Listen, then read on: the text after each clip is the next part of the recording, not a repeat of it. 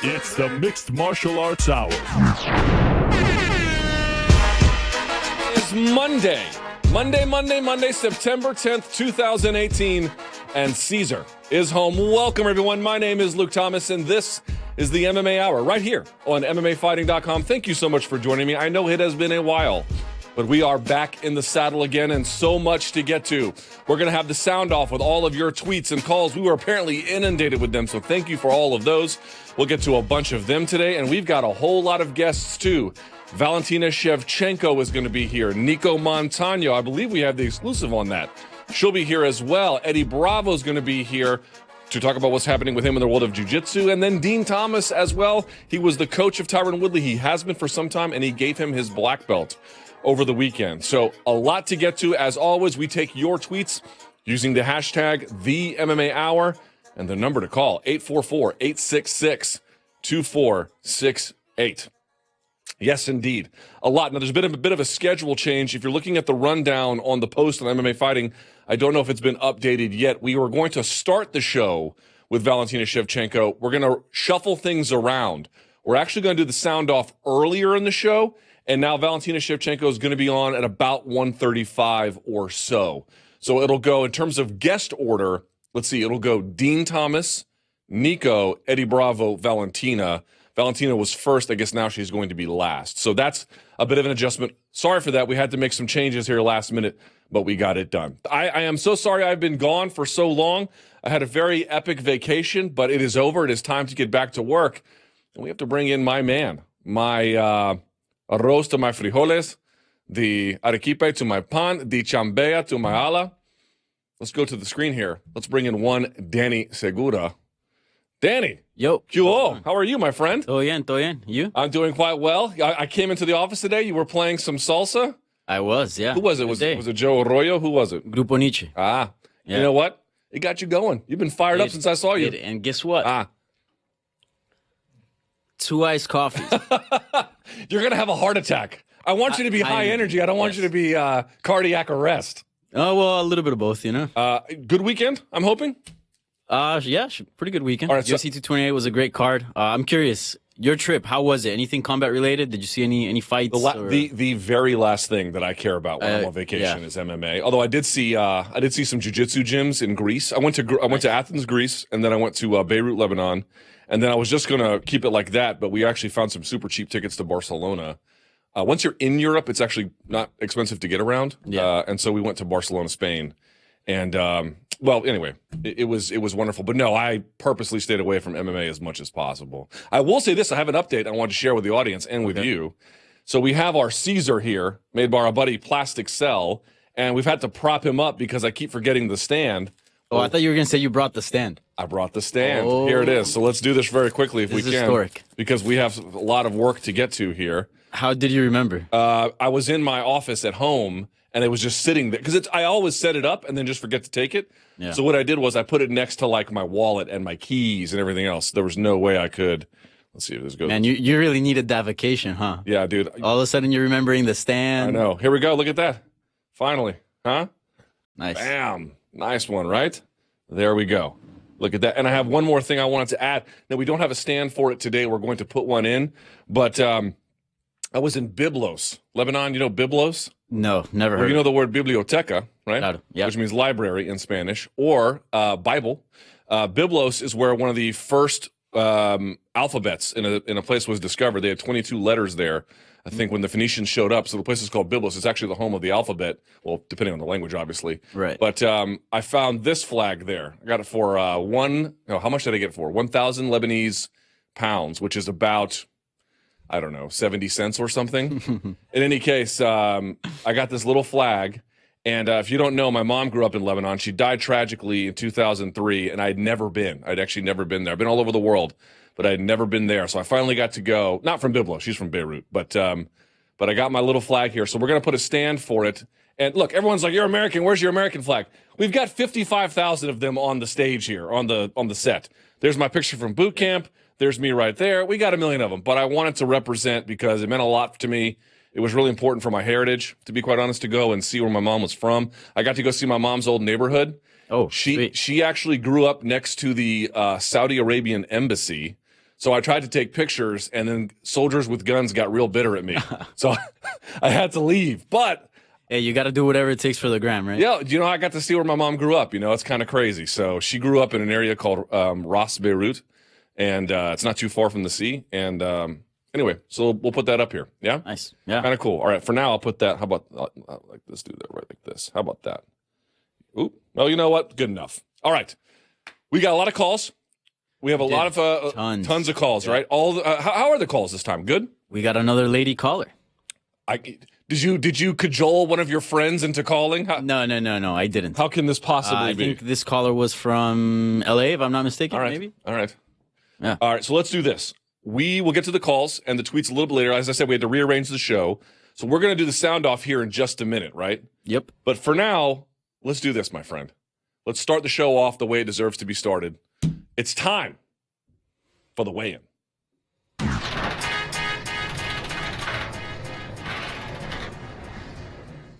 Time now for the weigh-in here right now on the MMA Hour. No better way to kick off the show than with that. Let me show a graphic on the screen, if I may. Danny in the back, please put it up. I had sent it to you before the show. A lot of folks ask for reading recommendations, and I always want to give one. I'm not about to do a book review. I don't care about that per se. So the graphic didn't work. All right, well, can you put it on the screen instead of this one, like the front screen? The viewer screen? No? Yes? Potentially? In any event, there's a book called The Death of Expertise. It's written by a guy who goes by the name of Tom Nichols. You don't really need to know who he is. He was a longtime policy expert in Washington, D.C. on Russian affairs, teaches at the Naval War College and a bunch of other places. But the book was about something kind of interesting. It's about what is expertise? How do you obtain it? What verifies it? What are its limits? What are its failures? What are its purposes? What are the role of experts in society? Now, I don't care about any of that stuff, but there was one chapter about predictions. And in the book, he makes a central argument, namely that some measure of predictions are not only important and that you have to do them, but essentially they might even be required by the job. However, that's really not what expertise is about. Expertise is about understanding the present and then historically why things have happened.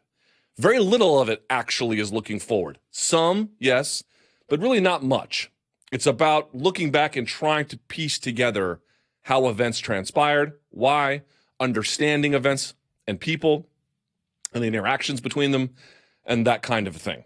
That's really what expertise is, or if you're a biologist, why basic things happen in the organic world. You understand what I'm saying. It's about the present and looking past. Very little of it is the predictive future because there are so many variables. It can be hard to get things right. And you might overemphasize certain measures of your own expertise and really not understand how the future will work or how your expertise could even be really helpful. You could misunderstand that. Now, why is that relevant to UFC 228?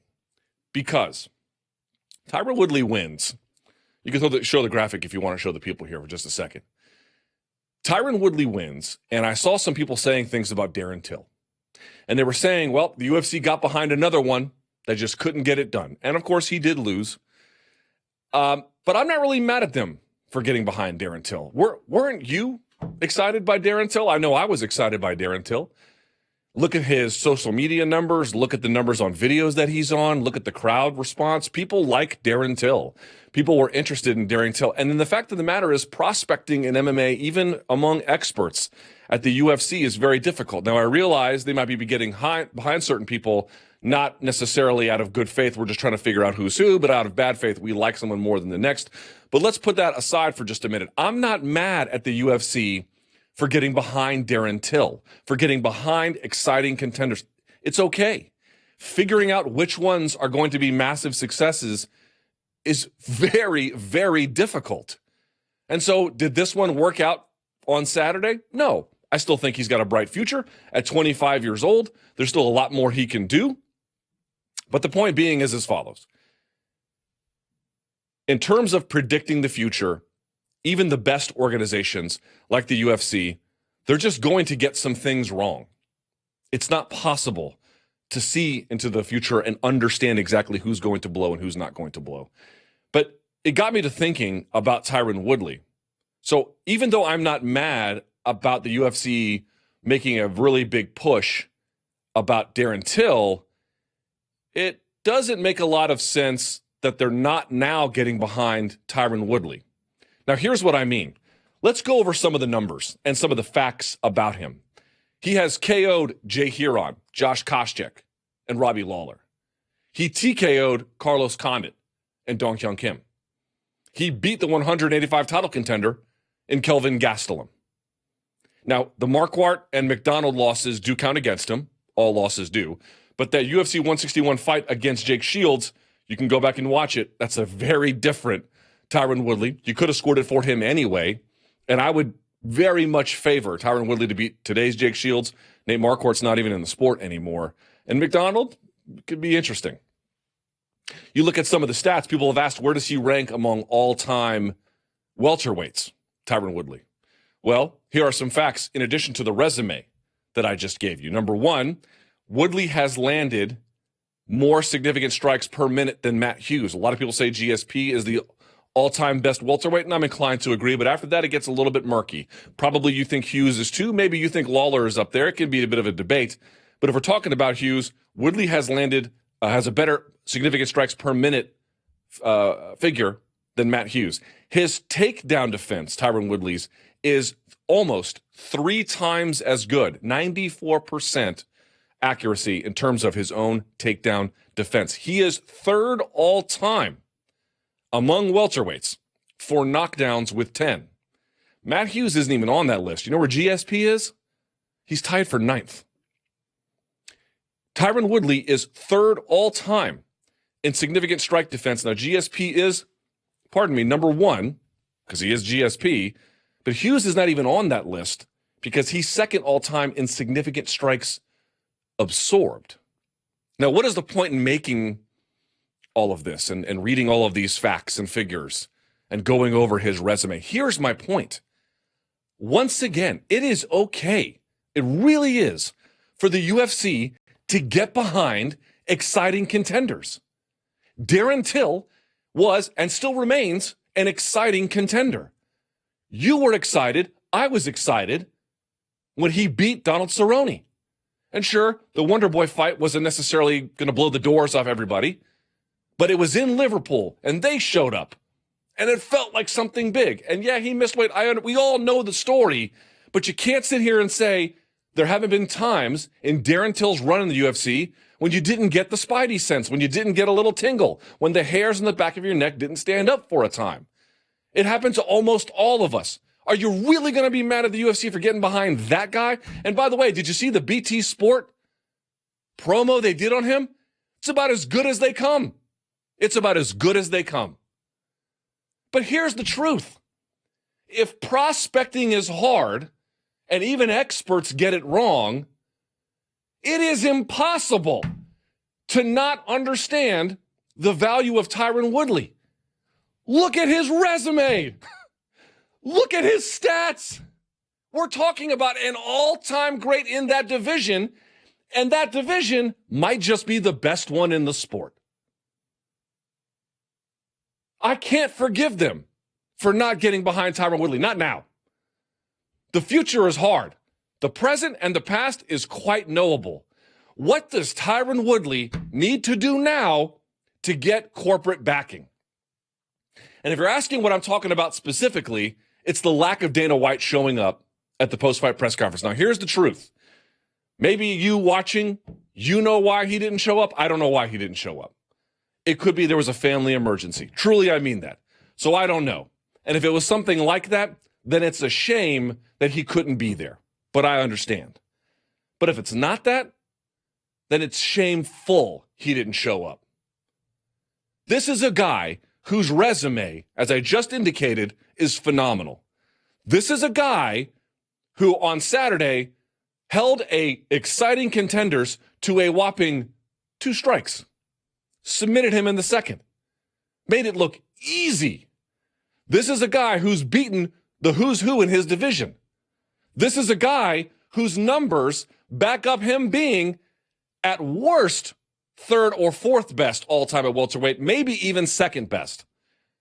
This is a guy who's a family man. This is a guy who is from a rough part of the country and found a way out. This is a guy who not only has been a good father, but comes from a good parent. This is a guy who pays for his own marketing.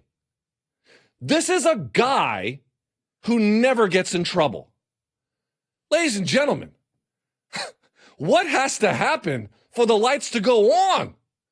Seriously, what else do I need to say to you? He knows how to do media. He's one of the best analysts on Fox. He pays for his own promotion. He has a show on TMZ, for crying out loud. When he wins for the most part dominantly. His all-time resume, his body of work, is nearly beyond reproach.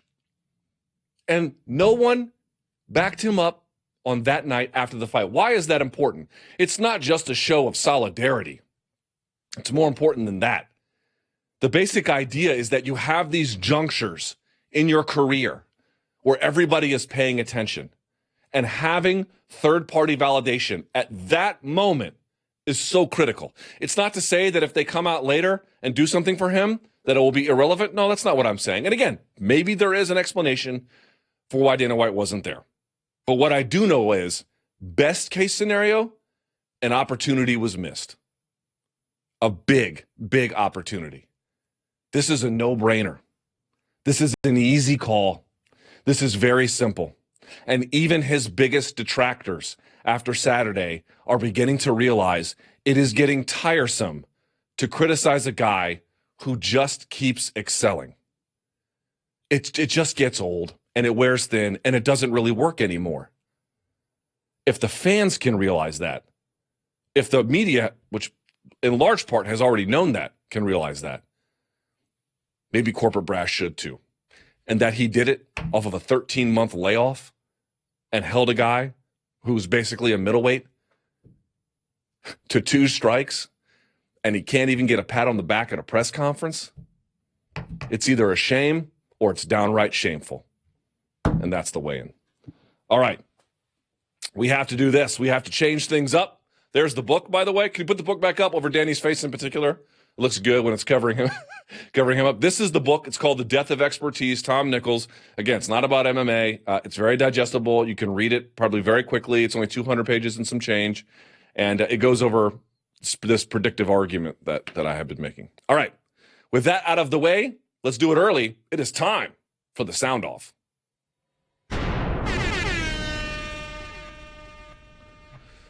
All right. Oh, look at Danny getting some byline credit. Now you can take the 5 minutes off the thing. We'll do the calls first. Let's do the calls first, Danny, because we can always add tweets at the end. I don't know how things are going to go later.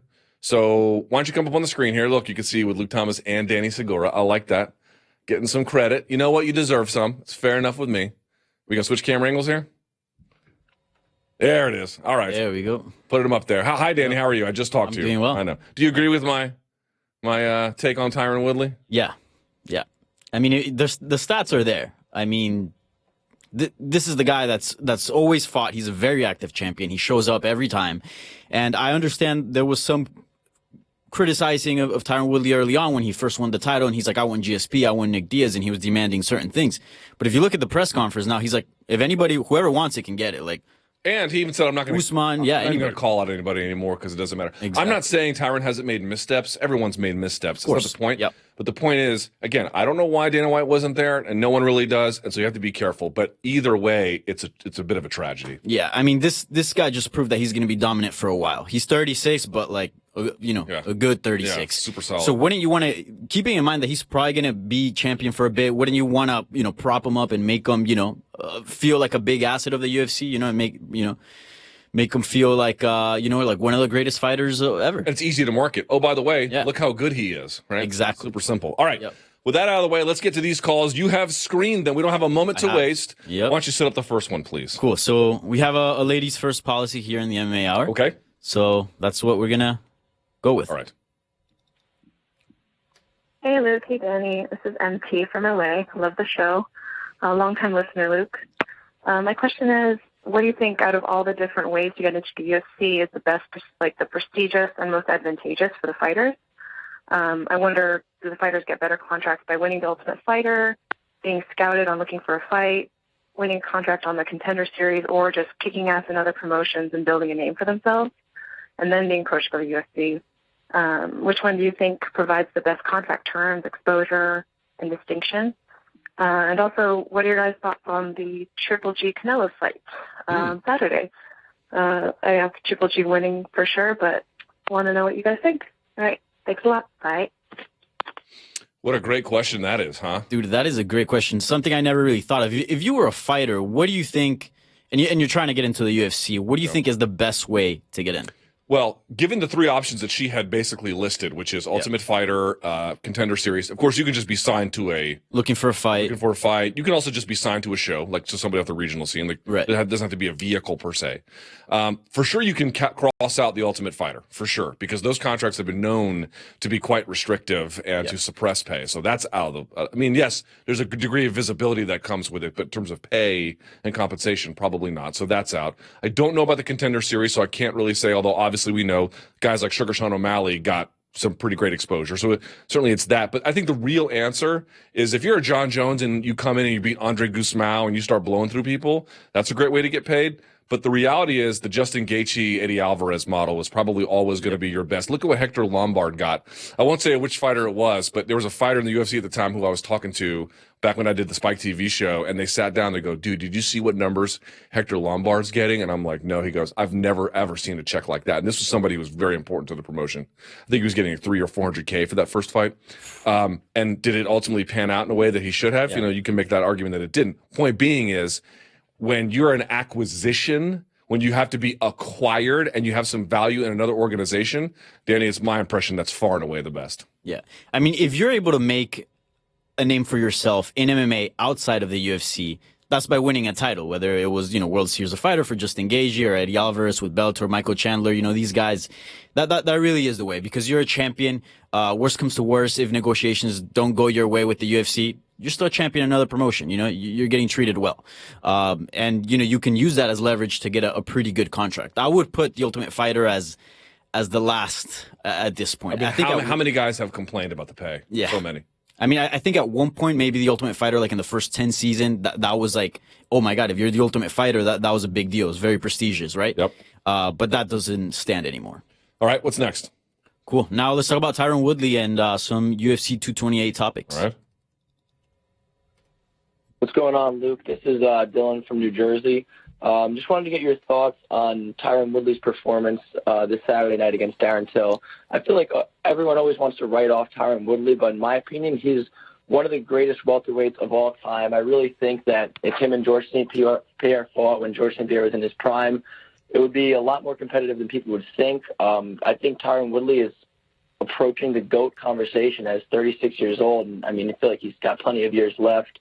Just wanted to get what you think about his performance and where he ranks among the greatest of all time in the welterweight division and the whole UFC. Thanks a lot. Another great call. Wow, I'm very impressed. Good job, y'all. Really appreciate that. That's great. Danny, here's what I would say. I don't know where you come down on this one. I would put him around 2 or 3, and I would state the following. I know some folks had Jake Shields ahead of him. I know Jake Shields beat him, but I don't think the body of work at welterweight, as impressive as Shields is ahead of Tyron Woodley's. I don't buy that.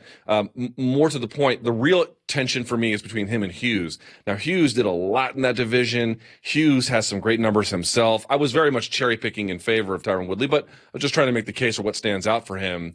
But the issue is, like, if you look at the guys Tyron Woodley has beaten, it's a much more difficult set of fighters he's run through. Now, there are some amazing wins on Matt Hughes' resume. Please, folks are going to look at Hayato Sakurai and be like, who's that? When he beat Hayato Sakurai, that was a big deal, okay? And he kind of ran through Hayato Sakurai. But the point being is there are some, Gil Castillos on there that aren't nearly the same level of title defense difficulty that Tyron Woodley has. So I could understand a case for Tyron at 2, but I'm still going to lean just outside and say 3. However, if he beats a Colby or something like that, at that point, you have 5 title defenses, all of them being consecutive like that, I would have to put him second. Yes, I think, where you and I differ is I recognize a lot more and I put a lot of stock on achievement, on accomplishment. Like if you get a prime Tyron Woodley and a prime Matt Hughes at the same time, there's no doubt Tyron Woodley's going to run through Matt Hughes, right? But it's different times.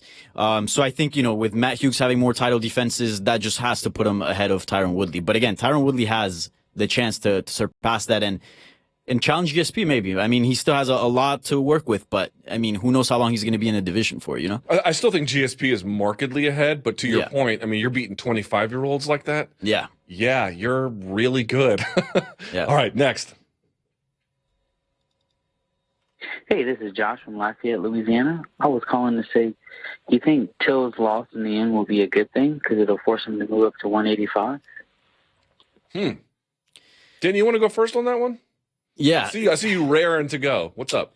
They asked him in the post-fight conference, they were like, okay, so does this mean you're going to go up to 185? And he's like, that's the question. That's the real question. I made 169. The weight cut was easy. You know, so I don't know if it'll force him to 185. I hope it does. You know. So you want to see him at 185, despite the fact, let me play devil's advocate. Mm-hmm. He was 169. Like, there was no problem making weight. That's true, but also, you know, Darren Till is like one of the toughest people out there, and mentally strong. I mean, that guy, for him to say it was, an easy weight cut, it wasn't. He's just that tough, you know? And if you look at, I think when we went, Casey and Esther were at the PI with, I believe Mark Ramundi was there as well. I think they were shooting Darren Till at his, open workout like 10 days out from the fight. And man, he was looking rough.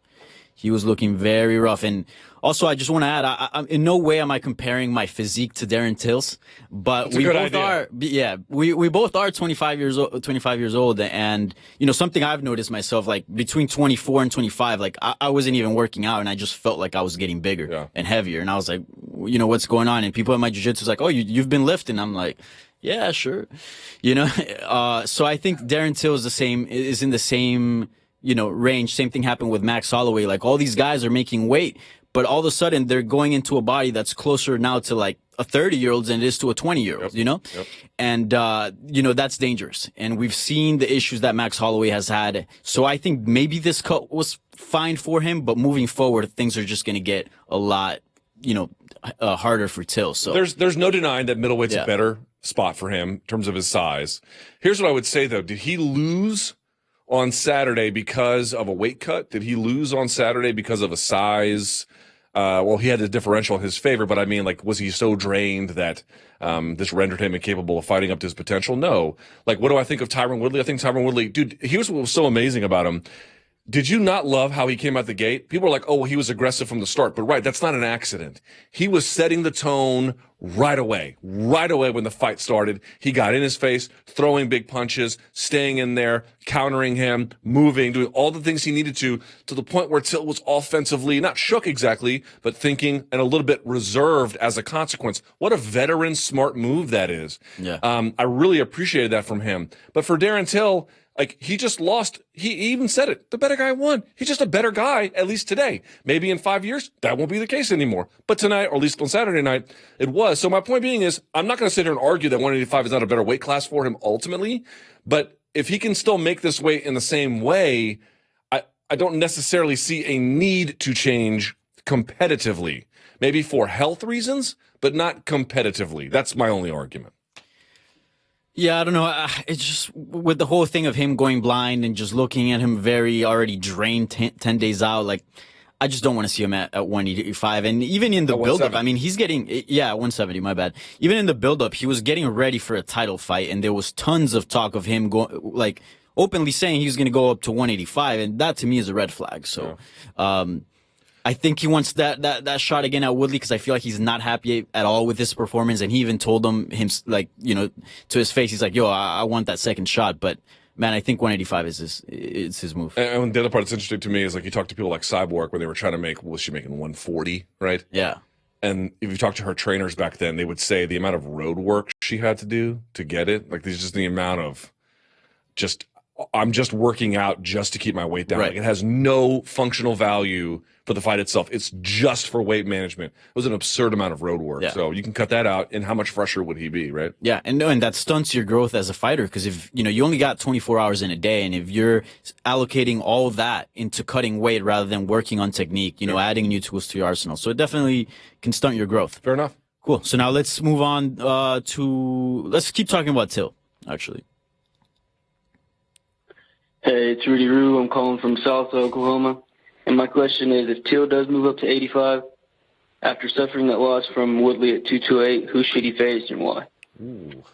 So let's say Till decides to go up to 185. How would you match him up? Boy, that's a great one. So let's look at the rankings right now. This is always kind of helpful. However you want to assess how good they are, let's look at middleweight. So I would say outside the top 10, right? Because you need some kind of introduction. You've got Shoeface at 11, Thiago Santos at 12, Uriah Hall at 13, Elias Theodorou at 14, Krzysztof Jotko at 15.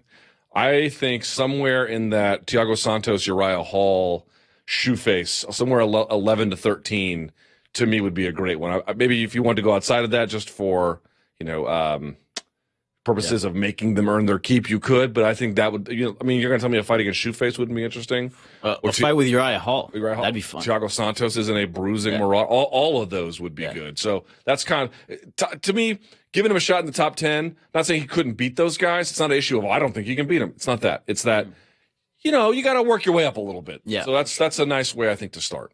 I think so. I think I would love a fight with Uriah Hall. I think that'd be super exciting. And down the line, imagine Adesanya versus Till. Oh my God, that'd be fantastic. Yeah, where's Adesanya? He's sitting at 9. Yeah, and even Brad Tavares. I just wouldn't feel comfortable giving him a Brad Tavares fight. Maybe he wins. Maybe he blows the doors off Brad Tavares. Yeah. I don't know. I just don't you agree with me that 11 to 15 slot? That's really where it should be, because he was a title contender, one division down. That does mean something. But not enough to just jump the queue on guys like Shoeface. Bro, Shoeface has been in there grinding. You know what I mean? So, and on top of that, I mean, regardless of the loss, Till's still a very valuable asset to the UFC. He's young and he's got a huge fan base. So, you don't want to do what they did with Francis Ngannou, and match him up with someone as tough as Derek Lewis. You know what I'm saying? You want to build him up. You want to give him a little bit of confidence. So don't put him in the top 10, at least not. Very quickly, though, that gets back to my weigh-in argument. People are going to say, oh, well, they rushed these guys. Look, some of them have been rushed. Yes, some of them have been rushed. Wait, I'm gonna stop you right there, because the next question is exactly okay. Fair enough. So, you got it. Go ahead. Yeah. All right. So, how do you know a prospect is ready? Great question. Hi, Luke. My name is Chinmay, and I'm calling from Mumbai, India. Big fan of all your content and the show, so thank you for that. So my question is, at what point do you know a prospect is ready to go to the next stage? Specifically in the context of 3 people, Francis Ngannou, Darren Till, and Zabit, who's now asking for a fight with either Aldo or Chad Mendes. Thanks.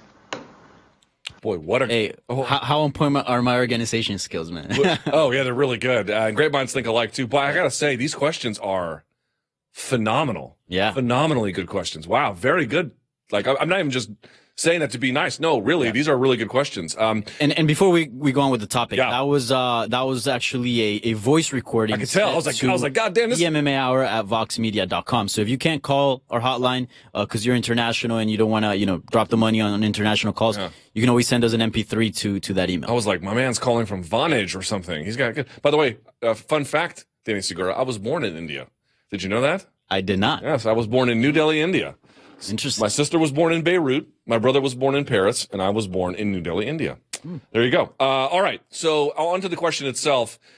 How do you know a prospect is ready? There's a lot of things you're looking at, right? One of them is, who are they beating? You can just sort of say, what does a resume look like? The other one is, are they looking different fight over fight? Can you see clear progression? Zabit, to me, is showing progression in some areas. Some areas I still think I'd like to see him clean things up a little bit, but fight over fight, he's beating tough guys and looking good doing it. You're looking for that. You're looking for how are they training? Are they with a good camp? There's just a few ingredients about who are they beating and how are they doing it, which I know sounds very, very imprecise and unhelpful, but consider someone like John Jones, didn't know who they were, right? You bring him in and he just not only beats Andre Guzman, but beats him kind of easily. Then you have him against Stephan Bonner. He's throwing spinning back elbows and you say to yourself, my God, this guy's got no experience. He's doing this. He's learning off YouTube. There's something going on here. There's a ton of natural ability. He can already beat these guys basically blindfolded. You watch him progress fight over fight, and that maturation, that skill development, all of it becomes just sort of blend together. So how do you know a prospect is ready? The truth is, you don't. You don't. You can argue that Ngannou was rushed. Dude, Ngannou was out there knocking people's blocks off. And I didn't think that the Lewis fight was all that tough for him relative to guys he'd already fought. The question, and I made this point before, was I thought they let him go too long in the Stipe Miocic fight, which is a completely different scenario that's taking care of people in making sure they don't take too much of a beating, which is another sort of thing you can look at. Like, is a prospect taking a lot of damage or not? That's something else. But I guess you're just trying to figure out how good are they and what are they showing you in an iterative sense, fight over fight. If they're beating better guys, but they're doing it the same way over time, you should have some pause. If they're just taking guys down the whole time, and you could say, well, Khabib does that, but Khabib does a lot more than that. I'm speaking more of sort of like a John Fitch type. It should give you a little bit of pause about their upside, but the reality is you just don't know. You want to see them have enough requisite experience. And by the way, Darren Till's got, almost 20 fights? People are like, they rushed him. Well, they rushed him relative to his age, but not so much his experience necessarily. And Francis Ngannou, they rushed him relative to his experience and not his age. A little bit differently. So anyway, you get the idea. Danny, what did I miss? I didn't give a very helpful answer, but it's a bit of an eye test. I would actually, something you missed, and I would actually argue that Darren Till was a bit rushed because sure, you can give him a million fights, but part of it is also giving him different looks. I mean, if you look at his last two fights, it was Stephen Thompson and Donald Cerrone, both strikers. You kind of want to get him against a decent wrestler, and then if he kills it there, then you go, okay, well, maybe against Woodley he could do well. But Woodley took him down, and he had no answer to that. So you want to give them different looks. Knock him down? Right, he did, but I mean, he couldn't get back up for a while. I know he's probably rocked and all that, but those elbows, in fairness to Darren Till, were they were nightmarish. They're quite rough. But you want to give a prospect different looks. You want to see how he does against a jiu-jitsu guy, a wrestler, a striker, different types of strikers, and then you know how good he really is. If you just give him the same opponent all the time, you're just getting one look. So this is a great point. You're right. Like you begin to see how good someone is. Look, eventually, everyone in MMA gets hurt. Everyone in MMA finds somebody who's got something on them. Maybe not the entirety of the skill set, but something of an Achilles heel. And the point being is you have to give them all these iterative tasks so that, yes, they look in an iterative sense better than the last time, but that they're answering for, all these many variables that happen as well. I'm trying to think of like a good test in that. John Jones is one, obviously, sort of the one that stands out. I would say Khabib's a good version of that. Conor McGregor's a good version of that insofar as, and I made this point before, people early on in his matchmaking were saying, they were giving him favorable matchups. Well, sort of. Here's my point about that. Early on, I think they did. I mean, giving him Dennis Sievers and Diego Brandows and whatnot, these were absolutely favorable to him. But the entire time, he was working on his overall game. And look, once you get to the point where you're fighting the Chad Mendezes of the world and you're fighting the Jose Aldos, unless you go on some terrible losing streak, you can't go back anymore. You have to fight the guys in that space. So my thought was, I thought the UFC handled it right. Give him just enough room to breathe while he gets better on the rest of his skill set. You're going to say this is preferential treatment. Yeah, sometimes it's worth giving a guy preferential treatment if they can reward that preference in the end, which I believe that he has tenfold. So by the time you have to fight the guys who are super elite and there's no going back, now you're ready. Now the rest of those portions of your game have been brought up to speed. Now you can do big things. And I really believed that that's what they had done with him. That's a really good version. Brandon Vera, for a while, was a bit that guy. When he beat Justin Eilers, that was impressive. And then they gave him Frank Mir, and he ran through Frank Mir. I thought Fabricio Verdum was a bit too much. And then, of course, the wheels came off the bus a little bit on that one. But there was a time where you saw that sort of iterative growth. That's a good version. Frankie Edgar got a nice iterative build-up so you could see fight over fight. These bigger guys, these different skill sets. Yeah. All right, so here's what we're going to do. We have Dean on the line. We did not get to all of our calls. So what we're going to do is we're going to go to Dean, and then after that, we'll do all the rest of our interviews. At the end of the show, we'll finish up on your calls and finish up on your tweets. I'm sorry about that. We had to rearrange the show last minute, but we're going to make sure we get everything done. Now, with that being said, joining us now is not only a UFC veteran himself, you can see him on Dana White's Looking for a Fight, and he was the coach who awarded Tyron Woodley his black belt on Saturday. He is my friend and yours, the one and only Dean Thomas is here. Hi, Dean. What's going on, man? How are you? You shaved just for me? I'm amazed. I shaved just for you, man. You know what I'm saying? Like, I can't grow a beard. Mine is way too gray. I see you got a little gray popping through, too, but yes, mine is way too gray. Yeah, you know what? I just don't have any shame anymore. That's really the difference between you and me. I just don't care. Yeah. I ain't there yet, homie. I ain't there yet. All right, you still have a youthful smile. Thank you so much for joining us. First of all, let me say congratulations. Your impressions of how Saturday went, Darren Till being held to just 2 strikes. It couldn't have gone much better. Yeah, we're incredibly proud in the camp. I mean, Tyron executed perfectly, and that's the type of performance that we were expecting out of him.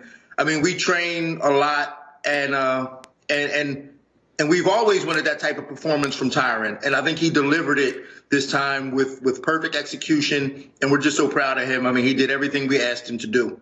You know, one of the things about being 36 and still this athletic is that you get some of the veteran understanding of the game. So talk to me about this. I saw him coming out and people were like, oh, he came out aggressive, which he did. But it seemed highly strategic to me. It looked to me like he wanted to offensively set the tone right away. He wanted to get right away, not in a Vanderlei Silva sense in Darren Till's face, but to let him know that the offense was going to be coming early and often. And I think it had an effect. Yeah, for sure. I mean, I don't think anybody expected that. I mean, this is what I'm saying. It's like we prepared Tyron to do that in some other fights, and it just didn't work out. But when we put that pressure on Darren, I don't think he expected that. You know, you expect Tyron to back up and wait and wait and wait. So we said we really need to get in his face and make Darren Till work. You know, we knew he cut a lot of weight. We knew he wouldn't be able to work for 5 rounds the way Tyron was prepared to work for 5 rounds. So we said we need to get to him early, you know, start creating angles and not allow him to get that left hand off. So then that's exactly what Tyron did. He got in his face, took away the angle of the left hand, and everything worked out in our favor. Let's talk worst case scenario where Tyron still wins. What were you expecting from Darren Till? Where if he still wins? Right, still wins, but like the worst case scenario inside of a world where he still wins. You know, I was, you know, if Tyron had got hit with a couple of left hands, that would have been the worst case scenario. You know, he got hit with a couple of left hands and still been able to like pull out a decision or something like that. Because I mean, Darren Till is a dangerous fighter. I mean, we were pretty concerned about some of the assets that Darren Till possesses. What? But in no mind did I ever think that Tyron couldn't beat him based on, you know, the weight difference, the height difference, or anything like that. It was just a matter of being able to execute. I mean, Tyron's a short guy. He was at a disadvantage when it comes to height, but we knew that Tyron possessed the speed to be able to get inside fast. And like I told you the other day, being shorter can help sometimes because you take away some of your target. So with Tyron's foot speed and being shorter, he was able to take away that target, and Darren Till was never able to get that left hand off. You know, it was interesting, though. The one time where the height disadvantage really showed itself was when those outside trips were being attempted. It looked like a kid trying to climb a jungle gym. I mean, Darren Till looked huge in that regard. Yeah, and, you know, and that was another thing, too. But the one thing that people don't realize is Tyron does have long arms. So Darren Till wasn't able to get his hips fully away from Tyron because Tyron has long arms. So he was able to get his grips behind Darren. But he just wasn't able to get his grips and create the angle that he needed to get those trips off. So, and Darren Till did the right thing. He's not a dumb fighter. He's not a scrub. So he knows exactly what he needed to do. Let's talk about after Saturday. It looks to me like the world is finally starting to come around on Tyron Woodley. Have you noticed that even some of his begrudging detractors are saying, you know what, maybe this guy is better than I thought? Yeah, and I think that people are starting to realize. I think that everybody. Here's what I think, Luke. I'm going to be honest with you. I think that people were just upset with Tyron. You know, I don't think that they ever, you know, didn't think he could fight. I think they were just upset with him because they know what he's capable of. I mean, up until the second Stephen Wonderboy Thompson fight, Tyron was just tearing people up until that fight. Then those 2 fights, I think he just disappointed people. And they were upset with him. And that's when they started, you know, really bad-mouthing him. And the fact that he was coming out and just kind of complaining about his position in the game, I think that really just kind of exacerbated everybody's, view of him and said, you know what, we don't like this guy. But I think his performance on Saturday and his stance now that, listen, I don't care who you put in front of me. I'm just going to fight. I think that's what people want from Tyron. And I think that's what turned everybody's opinion of him around. Yeah, so it wasn't just the performance, right? It was afterwards at the post-fight press conference. They're like, who do you want next? he was really agreeable. He was like basically anybody. It might even be at UFC 230 because he didn't take any punishment. And, every time I call somebody out, people don't like it. I don't blame him for doing that, but I think that's a pretty sober assessment of reality. Did the criticism ever get to him, or how did it affect him these many years? I mean, it's always affected him. There's times where, we have to take his phone away from him. It affects these guys. These fighters, everybody thinks that they're just, these warriors and these animals, but fighters are some of the most sensitive people that you'll ever see or ever meet. And it affects them. I mean, they get out there and they train their tails off, and then they get in the cage and they fight. They make themselves so vulnerable for the world to see. And then people just take that for granted and start talking trash about him. And it affects him. It affects him heavily. But I think now is the time where Tyron, as his maturity, as he's evolving as a person and a martial artist, he's starting to become more mature and say, you know what? This may be a time where I have to just, give to the fans what they want. And that's for me to just shut up and fight. It was interesting in researching this interview. I went back and I watched this fight at UFC 161 against Jake Shields. It was a very, very close fight. It went Shields' way via split decision, but probably could have gone either way. I scored it a draw. Apparently, I looked it up on MMA Decisions. Shouts to them. In any event, he had a totally different corner. I think it was Laborio and some other striking coach. When did you get involved with him? Well, here's the thing. It's like not a lot of people know this, but I've been involved with Tyron since 2006. I cornered him in his last 2 amateur fights. And then, I didn't become a staple in his camp until he fought, it was one of his Strikeforce fights. I can't remember exactly which one, but it was in Strikeforce. But I missed a couple of his UFC fights, and the fight with Jake Shields happened to be one of them. But I was still always kind of in his corner, and we trained a lot together. But it wasn't until he started really making money to really provide for me to come out and be his main guy. He just couldn't afford to have me out for all those fights. So when did he start to have the ability to afford you to come out? I know you guys, correct me if I'm wrong, did you guys not have a podcast called D's Nuts?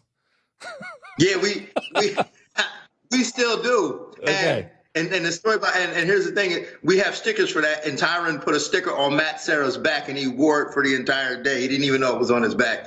But yeah, we still kind of have that podcast, but we don't really exercise it that much. But to answer your question, Luke, it wasn't until like the Rory fight is when I think, I was with him for the whole camp of the Rory fight. And then after that fight, it was kind of like understood that I needed to be with him because, a lot of times he just needs to stay focused. And I'm one of the only human beings on earth who could probably keep him as focused as he'll be. He did look focused. You mentioned that these guys are sensitive. I don't think that's exclusive to Tyron. It's a lot of fighters who are that way. And he did look a little bothered by the fact that he was the underdog, but the right kind of bothered, where it was the kind of bothered that enabled him to dial in for this fight. I just felt like it's not good necessarily, Dean, to be bothered, but he seems like a veteran at this point who knows how to channel all of that into productive performance.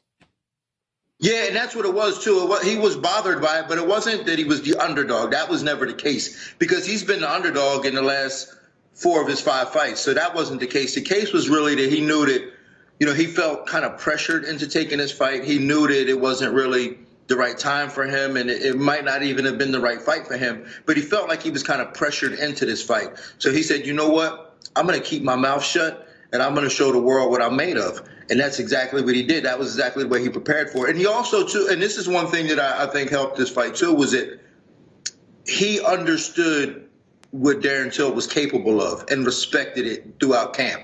Some of the other guys, were like Damian Maia or even Wonderboy. It was like we knew that we had that puzzle to solve, but he never really felt like those guys could hurt him and put him away and embarrass him.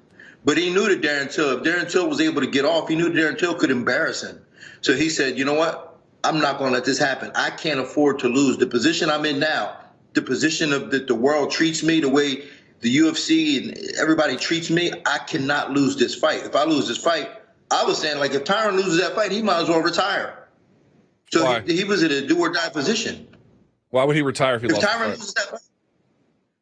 They're going to push him way to the back. If Tyron loses that fight, they would have never given him a rematch.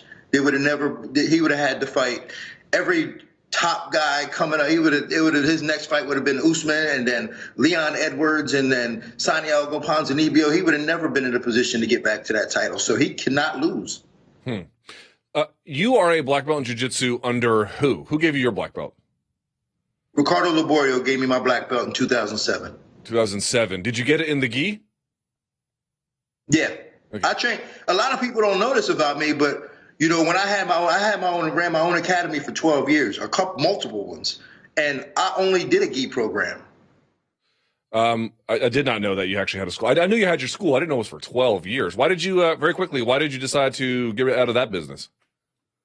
Well, just because, you know, I had the opportunity after the Ultimate Fighter, Black Zillions versus American Top Team wanted to hire me on full-time as a coach. And I figured it was, you know, I liked working with pros anyway. And I just said, you know what, I'm just going to coach full-time. And I just gave up my schools and just decided to coach full-time. All right, so you got your black belt under Laborio in 2007. Obviously, you have a bunch of famous wins via submission in the UFC. Let's just start with the basic question. Why did you decide to award Tyron Woodley his black belt on Saturday? So, and here's another thing, too, is a lot of people don't realize that Tyron trains in the gi as well. I did not know that. Even if he didn't, his grappling is still up there with the best of them. In fact, I told him the other day, you know, I do all the drilling with the guys. And prior to this camp with Tyron, the most vicious guy that I drill with is Antonio Carlos Jr., who's a world champion in jiu-jitsu. Tyron felt worse than him as far as transitionally and his pressure and just his ability for control and finding submissions. He felt worse than Antonio Carlos Jr. Now, his jiu-jitsu ability it exceeds the black belt level. The reason why I gave it to him was because he was supposed to get it a couple of years ago from Ricardo Laborio, but for whatever reason, it never happened. And I figured that it would be a good experience for him to actually get this if he wins on Saturday night. So I said, you know what, I'm going to give him his belt if he wins. I knew he was going to submit him. I had no doubt in my mind that he wouldn't submit Darren Till. That wasn't the submission I thought he would use, but I knew he would submit him. All right, a couple of questions. What submission did you think he was going to use? I thought he was going to get him in a rear naked choke. Okay, so take him down, force him to turtle, and then go from there, something like that. Yeah, and you don't. And in MMA these days, you don't force guys to turtle; they give it to you. You know, most guys just don't know how to capitalize off of it. But this is something that we work a lot on, and that's our sequencing to chokes from that back position. And I figured all he needs to do is give him the angle, and if he got the angle, Tyron would have choked him out. Is the Darce something he typically goes to? Yeah, he likes the Darce. I mean, and that's one thing that, you know, as a wrestler, you know, he's traditionally a wrestler. They have that squeeze. You know, they know how to just bring it in. So I knew when given the opportunity, he was going to have the squeeze for that. So that's one of his moves, just personally one of his moves. That's really interesting, though. So you would have given him the black belt. Let's say remember that right hand that dropped Darren. What if that had like one punch KO'd him? You still would have given him the black belt? Yeah, I would have given it to him because, like I said, and a lot of people are like, well, he submitted a white belt. I mean, it wasn't that victory that secured it. That was just the moment that I wanted to give it to him. So whether he won or not, I would have given him the belt anyway. I see. What did he say to you backstage? If you don't, I mean, I don't know if you can share the details. Maybe you can just paraphrase. But did he give you any kind of indication? He was saying, I think he told Megan O'Leary he cared more about that than he did the UFC belt. I'm wondering what you think it means to him. I know it meant a lot to him because I know how much he wanted to be a black belt. I mean, Tyron is a traditional martial artist through and through. I mean, he really loves doing jiu-jitsu. I mean, and I know how much it means to him to want to be a black belt. And I don't think that he was expecting it then. And I don't even know if he knew how he would get it at this point.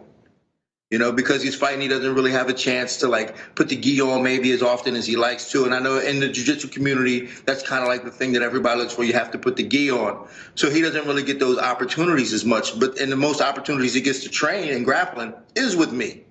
You know, so I'm a third-degree black belt. So I think he deserved it and he earned it. Yeah, I have no doubt that he does. I mean, look, you get these guys who are D1 wrestlers. Forget very good D1 wrestlers like Tyron Woodley. And you know as well as I do, 2 years of jiu-jitsu on the mat, and they're at a minimum purple belt level. And he said he's been training jiu-jitsu since, what, 2005 or 6? I have zero doubt that he's a black belt. I just sort of wonder, have you ever awarded a black belt, A, to anybody else, and B, in the context of, I know it wasn't because of the MMA fight. The MMA fight was merely the occasion, but like that, not versus on the mats in front of everybody at jiu-jitsu class. So I have 4 black belts that I've awarded. 2 of them you wouldn't know. They were my students for a long time. And the only other black belt I've ever awarded was Daniel Weichel from Bellator. Yeah. Yeah. You gave him his black belt. I did not know that. I did, yeah. And did you give it to him in an MMA fight or on the mats? I gave it to him on the mats. Okay. So this is a bit of a unique thing for you then. Yeah. Yeah, this is the first time I've ever done this. Wow, crazy. Let me ask you a few more questions about Tyron if I can. Look, I said this at the outset of the show. I don't know why Dana White was not at the post-fight press conference, and I hesitate to speculate. But here's what my point was. If he wasn't there because he had some kind of other situation he had to attend to, well, that's a shame, but I could understand. If not, it's just shameful to me because you get these big wins like this, and that's the right moment for the head of any organization to come out and pat a guy on the back and tell the world, set the narrative for this. What do you make of Dana White not being there? You know, being on the show with Dana, I know how hard he works. I know his schedule, and I know he keeps everything really tight. So I will never speculate that he didn't show up because he disliked Tyron or didn't want Tyron to win. In fact, when he came into the cage, he kind of gave me a nod and was like, good job. I mean, of course, everybody's going to speculate that he didn't like it, but I know, like I said, Dana keeps a very tight schedule. I know that he was leaving. I was talking to a security guy afterwards saying, man, we got a flight to catch.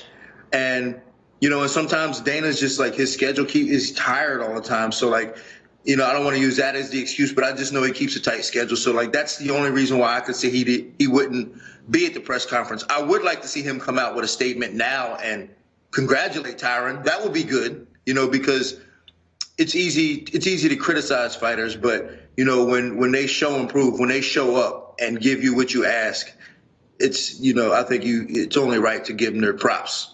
Tyron Woodley's just an amazing guy, right? Like, he's maybe the best analyst on Fox. He's one of the best welterweights of all time, a jiu-jitsu black belt, a family guy. He has a show on TMZ. He pays for his own self-promotion. He never gets in trouble. I don't know if this is the corner that he needed to turn to get promotion, but geez, Dean, if this is not, I have a hard time understanding what might be. Listen, and don't forget about his mixtape he got coming out and the single he got dropped with Wiz Khalifa this You're week. right. So if this isn't the right, I mean, he does movies. I mean, he's one of the most unique guys I've ever met. And like his energy, if people really knew him, everybody would like him because he's so charismatic and charming. But, you know, the problem is, man, it's just hard to get past some of what he does at times, you know, when he starts to talk, you know, because like he wants everybody to get on his side and see what he's doing. And it may come out wrong at times. I think that's what it is. We were talking at the top of the show about where he ranks all time among welterweights. You and I spoke about this on Friday. My sense now in looking at the resumes is Matt Hughes has more title defenses and certainly did a lot for mixed martial arts, but it's just hard to say because Tyron doesn't have as many title defenses, but the ones he has are over fighters who are, for the most part, way better. So after Saturday, where would you rank him? Second or third or something like that? And what do you think he has to do to get into an argument about being the best welterweight of all time? I think, you know, at this point, I'm going to have to say second. I think that if he beats, and like you said, I think his resume speaks for itself. When you think of the guys that he has beaten, you know, even in his come up between like Carlos Condit, Kelvin Gastelum, Robbie Lawler. So like he's beaten all those guys. But I think that a couple of more title defenses will solidify his position. I think that's all he needs. You know, a win over Colby to me, I think Colby's an easy opponent, to be honest with you. But just on the resume, he kind of needs that just so he can have more title defenses. And maybe even Usman. But if he gets those two, then he's the best of all time. Why is Colby an easy fight in your judgment? Just because Colby he doesn't have. Well, first off, he doesn't have anything that's dangerous to Tyron. You know, he doesn't have the ability to knock him out with one punch if Tyron slips.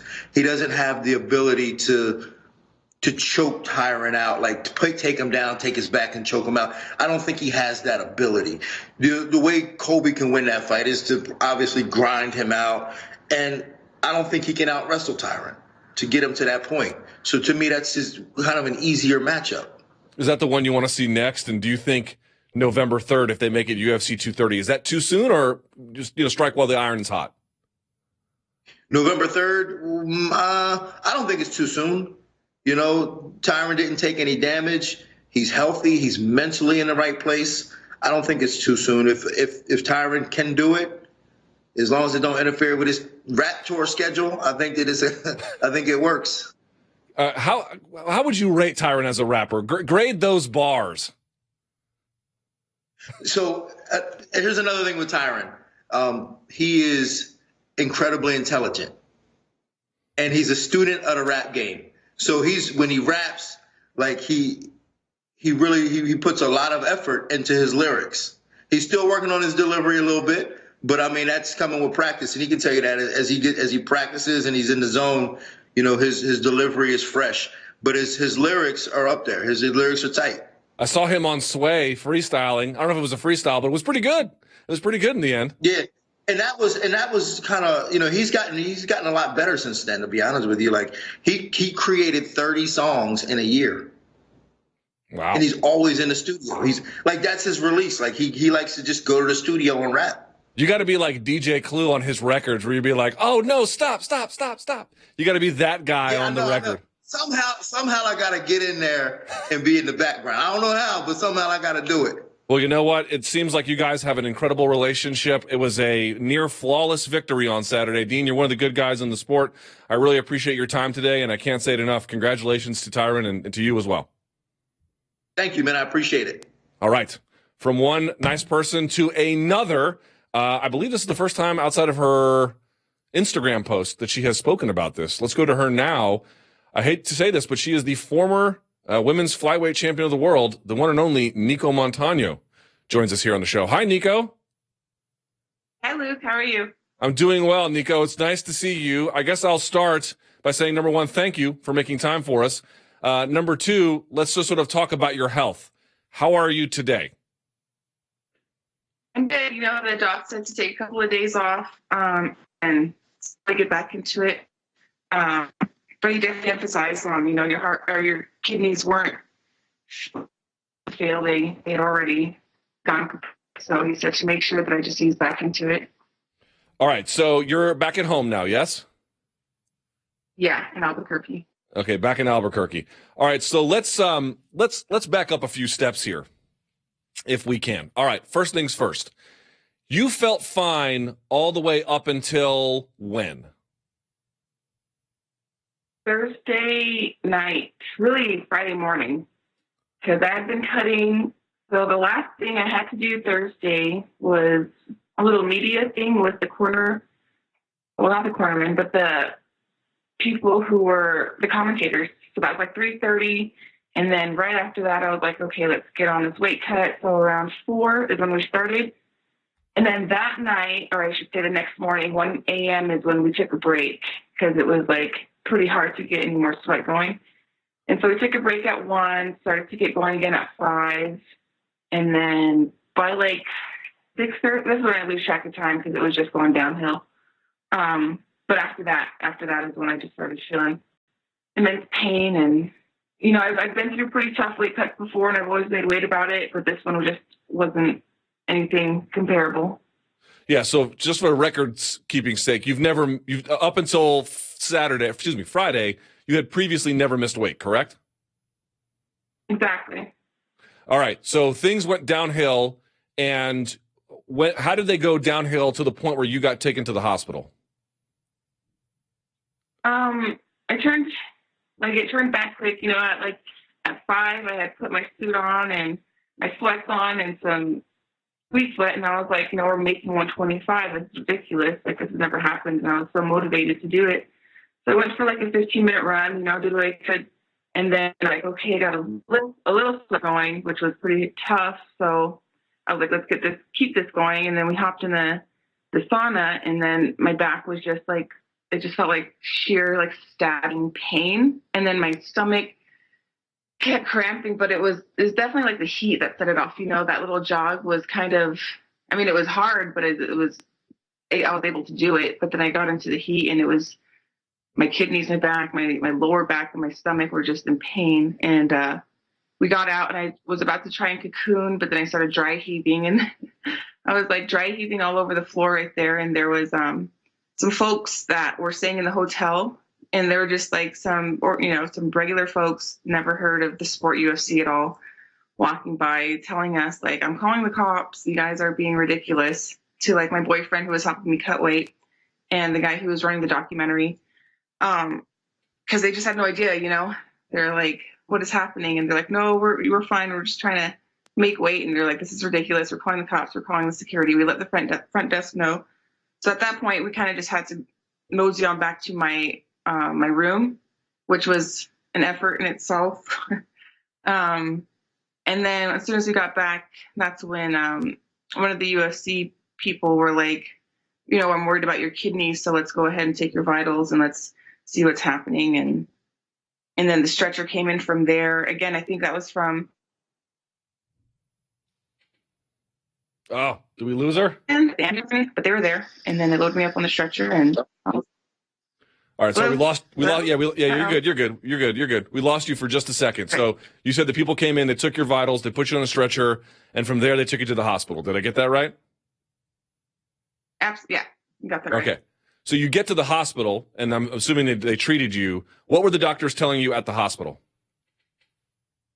They're saying that my kidneys had shut down. And like I said, they weren't like your kidneys almost shut down. They're like, your kidneys shut down, and your sodium levels are way too high. And when you have an imbalance in electrolytes like that, I forget what the term is called, and it's not necessarily cardiac arrest, but it could lead to like heart muscle tissue damage, what could ultimately lead to death. And so they're like, in a situation like this, like they're like, who knows, you could have probably weighed in, but who knows, like if you would have waited 30 minutes or an hour longer, then, I mean, it was 50-50 at that point.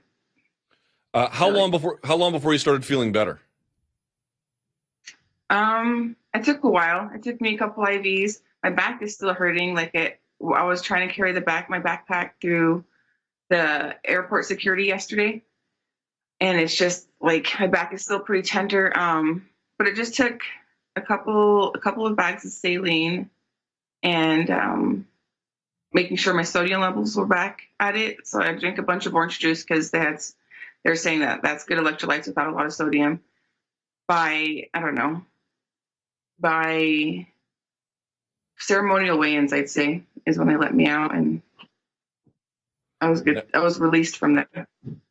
At any point, were you speaking with any UFC representatives while you were in the hospital, or was anyone in your team speaking with any UFC representatives? I think there was my coaches talking to a couple of people. I wasn't, obviously. I just shut my phone off starting the night before, because during a cut, I just don't want to talk to anybody anyway. So they were talking to some UFC people. One of the UFC PI people were helping me out through the cut and came over and just was making sure I was okay. My boyfriend had talked to, that wasn't anything with the UFC, that was just the journalist. But yeah. Okay, there's a lot to unpack here. Was someone from the UFC helping you with your cut? The UFC PI. They were basically in charge? Because here's what I'm trying to get at. If I had to ask you why the cut failed, given that it never failed before, to what extent is it something you could have done? To what extent did you think you got bad advice? No, I think it was just the amount of time. I came in a little heavy because I was trying to race the clock to be on weight for this fight. And I knew that from the beginning. I knew I was going to have to sacrifice a lot of my performances in the gym during camp leading up to it, because it was just about making weight. This whole camp was just about making weight. So when you say it was so much of the camp was about making weight, you're suggesting that this fight shouldn't have been in September? It should have been, I don't know, October, November, something like that? Absolutely. Yeah. And I tried to ask for it, tried to push for it, but if the threat of getting my belt stripped was that, if I didn't pick September, there was a threat of getting my belt stripped. So why just give up then? So I tried to push. So they told you if you don't take the fight in September, we might take your title away? Essentially, not in such bold wording, but yeah. Okay. And so you accepted the fight, and then again, as you mentioned, you came in by the time you started your cut, how heavy were you? I came in on Tuesday at 144. Oof. That is how much are you usually that time for a fight? I was 141 last time. That was a little heavy too. Again, coming off of a tough show and pretty tough cut. It's all just kind of my biology at this point. It's kind of hard to guarantee anything until I know my body's cooperating and not rebelling.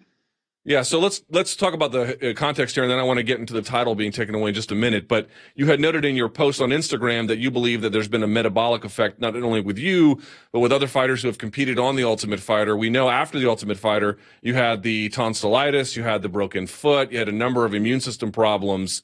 It sounds like you believe that you're not over that. Yeah, I think it took a while for it to get a kickstart. Hopefully I'm okay now. These past couple of weeks, I've been feeling like an athlete.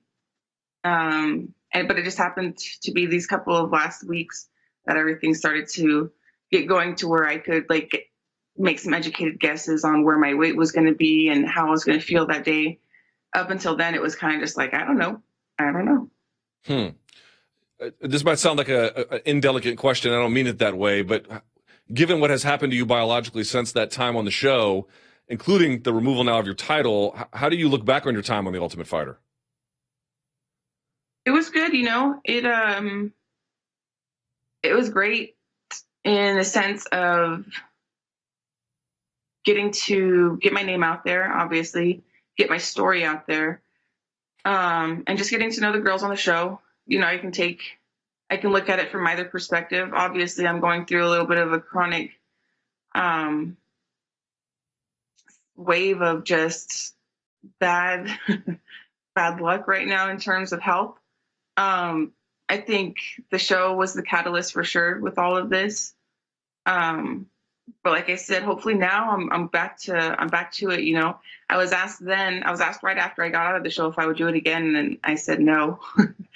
And that's just my honest opinion. I had fun for sure doing it. I don't technically regret it, but I wouldn't do it again. All right, let's talk about the title now. How did you find out you had the title taken away? Instagram. Tell me about it. Scrolling through Instagram. I was scrolling through Instagram and I saw an interview with Dana White saying the title has been stripped. And I was getting out of the hospital. And I was like, alrighty then. So and your reaction, did you believe it? Were you in shock? Yeah, yes and no. I mean, like I said from the get-go, it's kind of understandable that they want to get things rolling. It's just sad that they have to do it on behalf of my health. And I suppose I could have said no to the fight in September and had been stripped then anyway, but I still would have looked like I was scared or something, and I already had a bunch of people on the internet being crazy. So I just wanted to show people that I was making an effort and being proactive about taking up this fight, knowing that it was still going to just be up in the air about making weight, and that was going to be the biggest issue. But yeah, it was definitely pretty sad. It was disheartening. I didn't want to have anything to do with the UFC for a bit after that. My short temper was like, F this, you just almost died for a company that doesn't even call you to make sure you're alive. So it was kind of personally, it was kind of just well, screw you. On a business level, if I can see it from a different perspective, I can see what they have to do or they feel like they have to do. But just the inconsistencies with a bunch of things like this is still pretty disheartening in terms of, what's going to happen with my career. Am I going to want to stay in the UFC? I'm going to want to stay in the UFC just to fight Valentina eventually. But I mean, with anything else, it's just what else is the motivation? What else is the motivator? Have you personally spoken to any management inside the UFC, upper level management? I texted Dana, and then he wrote me back on Instagram. I texted Dana right after I got out of the hospital, and then he texted me back on Instagram last night and said to call him today.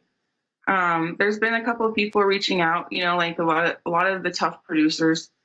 I get that the UFC is just this huge system, and there's a lot of intricacies in that. I'm not trying to get anybody like on bad terms or anything. Everybody's so nice to get this whole thing developed and all these fight cards going.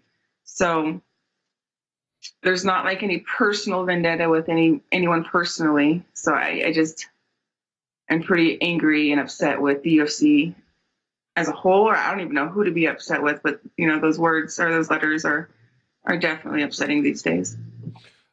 You mentioned Valentina Shevchenko would be a remaining source of competitive fuel for you. I know you've seen this, but I wanted to read you, and for the audience's sake, a small portion of a statement that she had put out saying, quote, the following: I had asked for a fight in October knowing this and had some legit people on the side also asking on my behalf. However, the matchmaker and whoever else only gave me the September date. Sorry, this is you. 1 second. I want to read this out here. So with no other choice, with the internet taking a lying bully, Valentina, I was forced to accept the date and have the threat to get stripped away. You have called her a lying bully. You've also called her, I believe, quote, an egomaniac, and said the things she has said are completely false and nowhere near the truth. Specifically, what has she said that is not true? That she's been training 3 times for me, and I've backed out 3 times. This is the only fight that I've ever signed a contract for. There was the talk of the July card, but I turned that down ASAP because as soon as I heard of that opportunity, I was just coming out of my tonsillectomy. Like, I still couldn't work out hard because it was still like there's still sutures in my mouth. So that is completely false. I don't know where she's getting that. I don't know where she's coming up with. I backed out because I was scared during this past week. I did everything I could, and this documentary is going to show it. What do you make of some of the larger statements that she's made, that she knew you were going to back out and she had not full confidence exactly, but that she sort of saw this coming? I think she lives in La La Land for a reason. I think she really wanted that to happen, unless she's another Miss Cleo and she could have a side job because she's good at that. But I think she was hoping for it, I think she's a little scared to fight somebody like me. So I think deep down she was actually really hoping for it, hoping this fight wasn't going to happen so she could have more ammo to be a cyber bully and she wouldn't have to face me in the octagon. And let's now look ahead to the future. You have noted that your health is on the mend, but there's been some chronic issues low these many months. When you think about the rest of your 2018, what do you think it looks like? Right now, I'm going to be as proactive as possible. I told the PI, I told everyone there that I'm going to be heading up there as soon as I'm ready, as soon as it's capable, and then we can get some tests going where I can be in terms of weight. How my body's going to be able to manage itself, adapt itself properly to my used to be walking around weight, 142. So yeah, just being proactive and showing my face there so that people know that this is something I'd like to keep pursuing for absolutely with no hesitation. And you're going to speak, I think you said you were going to speak to Dana White later today? I hope so. He asked me to call him, so I'll do that. And what is it you intend to say to him? I don't even know. This is kind of my first rodeo in the UFC. This is like, welcome to the UFC. You have nothing to compare it to. So I'm not sure what even to ask or how even to just go about any more business questions, I just want to know why. I don't know. I don't even know what I want to know. It's not necessarily coming from them. Like I said, if I ask the question why I got stripped, I'm sure they're going to come up with a logical reason on their behalf, but on his behalf. But it just, you know, as humans, I feel like we got to look out for each other and at least be nice. So hopefully it's a good conversation in that sense. So ultimately, when you look back on the stripping, you sort of seem like you're halfway there, like you understand a little bit about why they do it, but do you believe it's unfair? I do. I do believe it's unfair. I believe it's unfair that the way it was done, you know, with me finding out on Instagram, and also the way that their inconsistencies are. They made so many interim belts, but this one was just stripped due to health precautions. I mean, there's so many interim belts that were made due to health precautions, due to injuries, and there's just no inconsistency. So what's there to rely on? Well, I know this has been a very difficult period, Nicco, for many months, given all the different health ailments, and now this one being added to it. I know it's been a difficult time. Is there anything you wanted to say to the fans of MMA as we part ways? No, you know, I think I threw everything out on Instagram. If you guys like to keep up with my story, definitely follow me on there and our Montaño. But to like my loyal fans, you know, I'm really happy to see the support that's backing me up with this. It really wasn't my intention to do that. So if a lot of people had to change their schedule around to meet this fighting date and it fell through, you know, I'm sorry that everyone did that and it didn't happen, but there's only so much I can do. I kind of don't want to even apologize because my kidneys shut down. Like, this is my livelihood. Like, I tried everything with everything stacked against me, not only the odds, but with the help that was being brought on by like the matchmaker, you know. It was just kind of a sabotaging move. Well, it's an unfortunate event, I think, to put it mildly, for all the parties involved. I know this is a difficult period in your career, Nicco, and it requires a degree of strength to share your story. So I wish you nothing but the best in terms of the rehabilitation of your health. And thank you for spending some time with us to give us your perspective. Thank you, Luke. I appreciate it. Okay, get rest. All right, well, certainly interesting, but we are not done yet. We have many guests to go. Joining us now via the magic of Skype is, what do you want to call this guy? Black belt in jiu-jitsu, wizard, pioneer, innovator, and now one of the great promoters, frankly, of professional jiu-jitsu. You know him, you love him. The one and only Eddie Bravo joins the show. There he is. Thank you. Thank you. Yeah, no problem, Eddie. How are you doing? Doing great. Can't complain. Life is good. Yeah, you've got so much going on. I noticed that you have the Combat Jiu-Jitsu Worlds shirt on. You've got EBI, I think 17 coming up. You've got Quintet coming up. You are quite the busy man. Tony at the UFC. Yeah, even that too. How be real, Eddie. How many hours a night do you sleep? You know what? There was a sleep expert on JRE a couple weeks ago, and he scared the shit out of me. He said you got to get at least 9 hours of sleep every night. And I'm like, shit. No wonder I feel like shit all day, because I get like 6, maybe 7. I don't know how healthy that is, but I got to say, jiu-jitsu looks like it's never been healthier. You mentioned Tony Ferguson. I want to get to all the stuff you're doing in just a minute if I can. Tony, have you seen him training through his rehabilitation, through his knee injury? How's he looking? He's looking great. He's done everything possible for his rehab.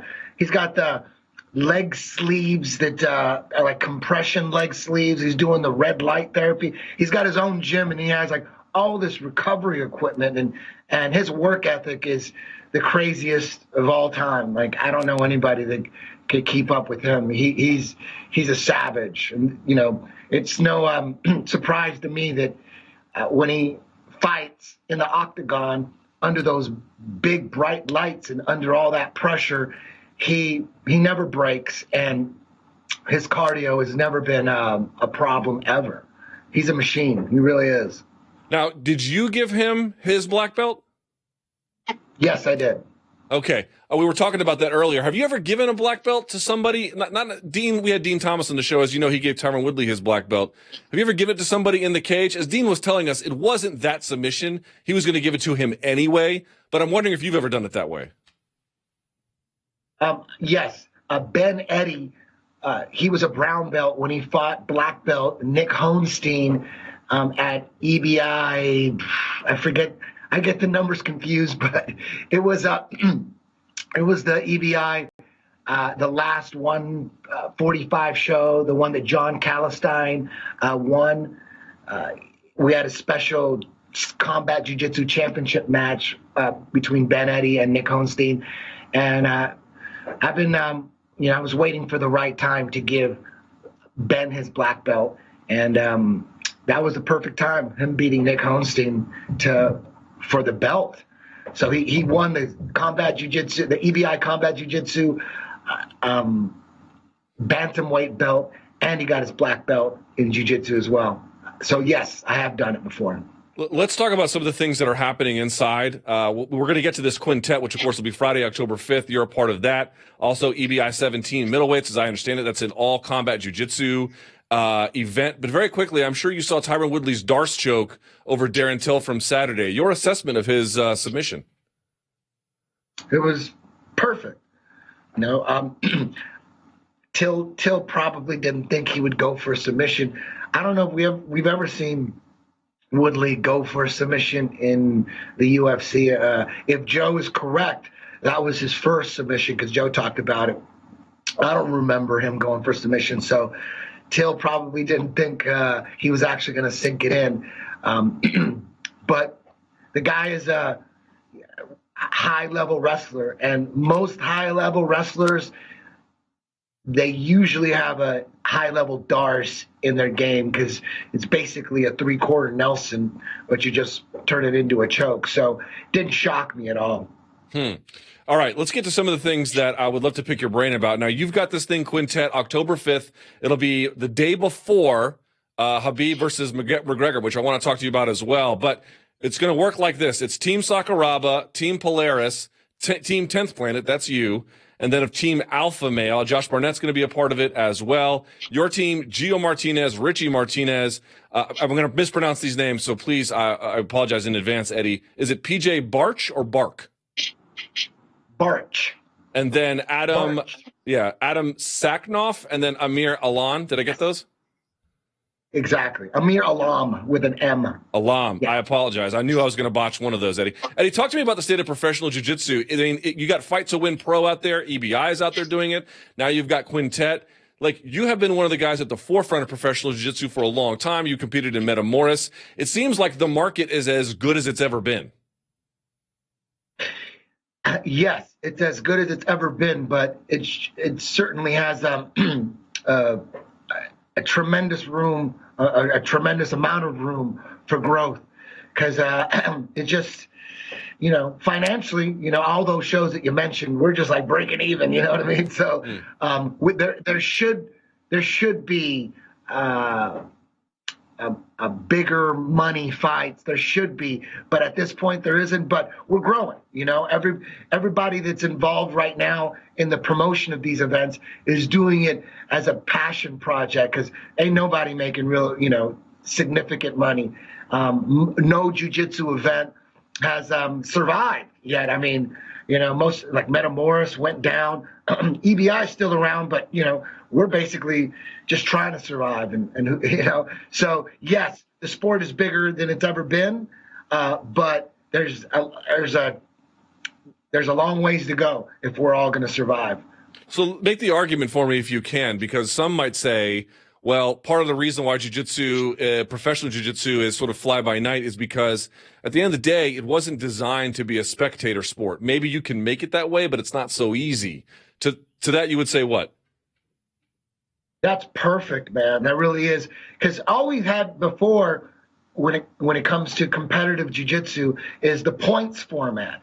And the points format will never look good on TV. It just won't. People are trying still. It just ain't gonna happen. We've been doing points tournaments for a while, and these style events like jiu-jitsu events, they're nothing new. Hickson had a show called Bushido back in the day. Rico Ciparelli had a show called Professional Submission League. They all went down because they were all a point-based system. So the only hope we have, the only hope for jiu-jitsu as a spectator sport, as a viable spectator sport, profitable, is the sub-only format. And that's why Quintet is blowing up right now, is because it's a submission-only format. The points formats are like chess. Chess is a prestigious game, but you'll never see it in a pay-per-view format on cable. Right. Let me read these rules for folks who may not know what the difference is between Quintet and some other professional jiu-jitsu outfits. Namely, Sakuraba named it himself. It's 5-on-5, but it works this way. 2 guys from each team start off competing on the mat, with either one is eliminated by submission. You can only win by submission. The winner then stays to face the next member. So if you win, you just keep going through other guys, or after 8 minutes, the time limit expires. Both guys are eliminated. The process plays out until 5 members of one team are eliminated, handing the victory to the other team. All 5 members of the winning team then all return for the finale match against the winner of the other semifinal fight. By the way, you could say, well, just have a heavyweight go against everybody, but the team must collectively weigh under, all 5, 943 pounds. So how do you strategize who goes first? Gio Martinez and Richie, 2 of your most celebrated students, but there's a big difference in size. How do you strategize around that? Well, the way we did it in Quintet 2 is we put PJ Barch first and Boogie second, Gio third, Amir fourth, and Adam Saknoff, our biggest guy, last. You could just there's a bunch of different ways you could do it, obviously, but PJ, he wrestled his whole life, and I felt that his defense is incredible, and I just thought that putting PJ first would be the smartest move. But I mean, we could put Gio first, and Gio might take out a whole team. So it's really hard to say which order is best, especially since you don't know the order of the opposing team. Like if you knew the order of then you could really strategize and really put some more mental effort into it. But when you have no idea how your opponent is going to line up their team, it's really just guesswork. Now, as I mentioned, that'll be October 5th in the Orleans Arena in Orleans Casino in Las Vegas, the day before Khabib versus Conor. I know on EBI 17, I think that's going to be September 29th, right, Eddie, at the Muscle Farm HQ in Burbank, California, live on Fight Pass as well. Now, that one, the entire thing is combat jiu-jitsu. Let me ask you, is that going the way you thought it would when you introduced open palm strikes? Absolutely. People love it. Combat Jiu-Jitsu was the format I was trying to push before EBI. I've actually put a couple combat jiu-jitsu matches together before EBI was even thought of. That's the format I really wanted. But because of the striking, you have to get the commission involved. With sub only, the commission has nothing to do with it. So you can just, put on a show, and you don't have to get approval from anybody. But since there is striking in combat jiu-jitsu, the commission had to get involved. And back then, they didn't know what it was. Hold on. They didn't know what it was. So I wanted to do combat jiu-jitsu on open mats, not in a cage. The commission wanted to have it in a cage. They, basically said you had to have it in a cage. And I said, oh, okay. And I wanted 1 10-minute match. They said, no, we'll give you 3 2-minute matches. And I'm like, 3 2-minute rounds, 3 2-minute rounds. And I thought, you can't have a grappling match with 2 minutes. So we pushed it to 3 3-minute rounds, and that even sucks. But we accepted it. We tried a couple matches. We had mixed results. So at that point, I thought, let's just do sub only. So then EBI was born. We did sub only. We did about 10, 11 shows. Then at that point, I went back to the commission. I said, can I do combat jiu-jitsu now on open mats? And at that point, they were like all for it. So then combat jiu-jitsu got approved. And then we started introducing it a little in, as special matches in EBI. And then people just love it. So then, I did Combat Jiu-Jitsu Worlds, and we did 2 8-man brackets, and that went that had that has like 500,000 views on my YouTube, and then no EBI shows that I ever had on YouTube had 500,000 views. So that people, there's a lot of submission only shows now. There's a bunch. There's, I would say, 30 of them now. So it just now is the right time to do EBI the way it was originally intended, and that's with combat jiu-jitsu. And kill 2 birds with 1 stone. I'm going to do what I planned to do initially at the beginning of all this, and it's time to step it up. Now that there's all these other submission only shows, and I love them all. There's so many of them out there. Finishers, Ultimate Mat Warriors. There's so many. Honored Invitational. Now it's time, to step it up and do combat jiu-jitsu. Whenever whenever we're gonna have a male combat or a male show, we're gonna do combat jiu-jitsu. When we have female shows, we're gonna stick with submission only. That's where EBI is headed to now. Got it. We're a little bit short on time, so let me pick your brain on just a couple more topics very quickly. As I mentioned, the Quintet will be the day before Khabib versus Conor. You're a ground wizard. What are you expecting from Khabib and Conor if it does go to the ground? There's this conventional wisdom that Khabib is going to run over him, and maybe he does, but I often thought that the guard work we saw from Conor against Nate Diaz was actually short-lived, but pretty good. What are you anticipating in the event that it goes to the ground? Well, everybody's guard so far hasn't been good enough for Khabib. You look at Rafael dos Anjos, Edson Barbosa, Michael Johnson, all these guys. Nobody has the guard to deal with Khabib. Especially since most of the guys that Khabib takes down, they're running on the ground, which means they're trying to get back up to the feet. They're trying to use the fence to drag themselves up. So they're basically running from the ground game. No one's really stayed and faced Khabib head on their back, and that's what Tony's going to do. Tony's not going to be one of those guys trying to drag himself up and trying to just crawl their way, spend the whole round trying to get back up while he's getting mauled. Tony's not going to do that. If he gets taken down, he's going to attack him. He's going to square up and attack him. So Khabib's got to worry about Tony's ground game because Tony has a lot of firepower. So does Conor have the most powerful left hand ever, pound for pound? Probably, but that does not translate to guard work. So odds are, if Conor gets dragged to the ground, it's not going to be a good night for him. It's going to be a long night. Well, it's going to be a great night, October 5th, when we get to see Quintet in Las Vegas. I will be there, Eddie. I can't wait to see it and what your team can do. And, of course, EBI 17 middleweights from the Muscle Farm HQ, Burbank, California, September 29th. Both Quintet and EBI 17 will be on Fight Pass. Eddie, I always appreciate your insight, and can't wait to see what you guys have on Fight Pass. Thank you so much. Thank you. All right, there he goes. And we are not done just yet, ladies and gentlemen, with one more interview to go. She was scheduled to fight Nicco Montaño on Saturday, but it all fell apart in the end. She is known as Bullet, and she joins us now, I think on Skype or the phone. I'm not even sure which one. She's on Skype. It's Valentina Shevchenko. Let's go to her now. Hi, Valentina. How are you? Hello, Luke. I'm good. Thank you. I appreciate you making some time for us, Valentina. I don't know if you had a chance. Did you hear what Nicco said on our show? Not much, no.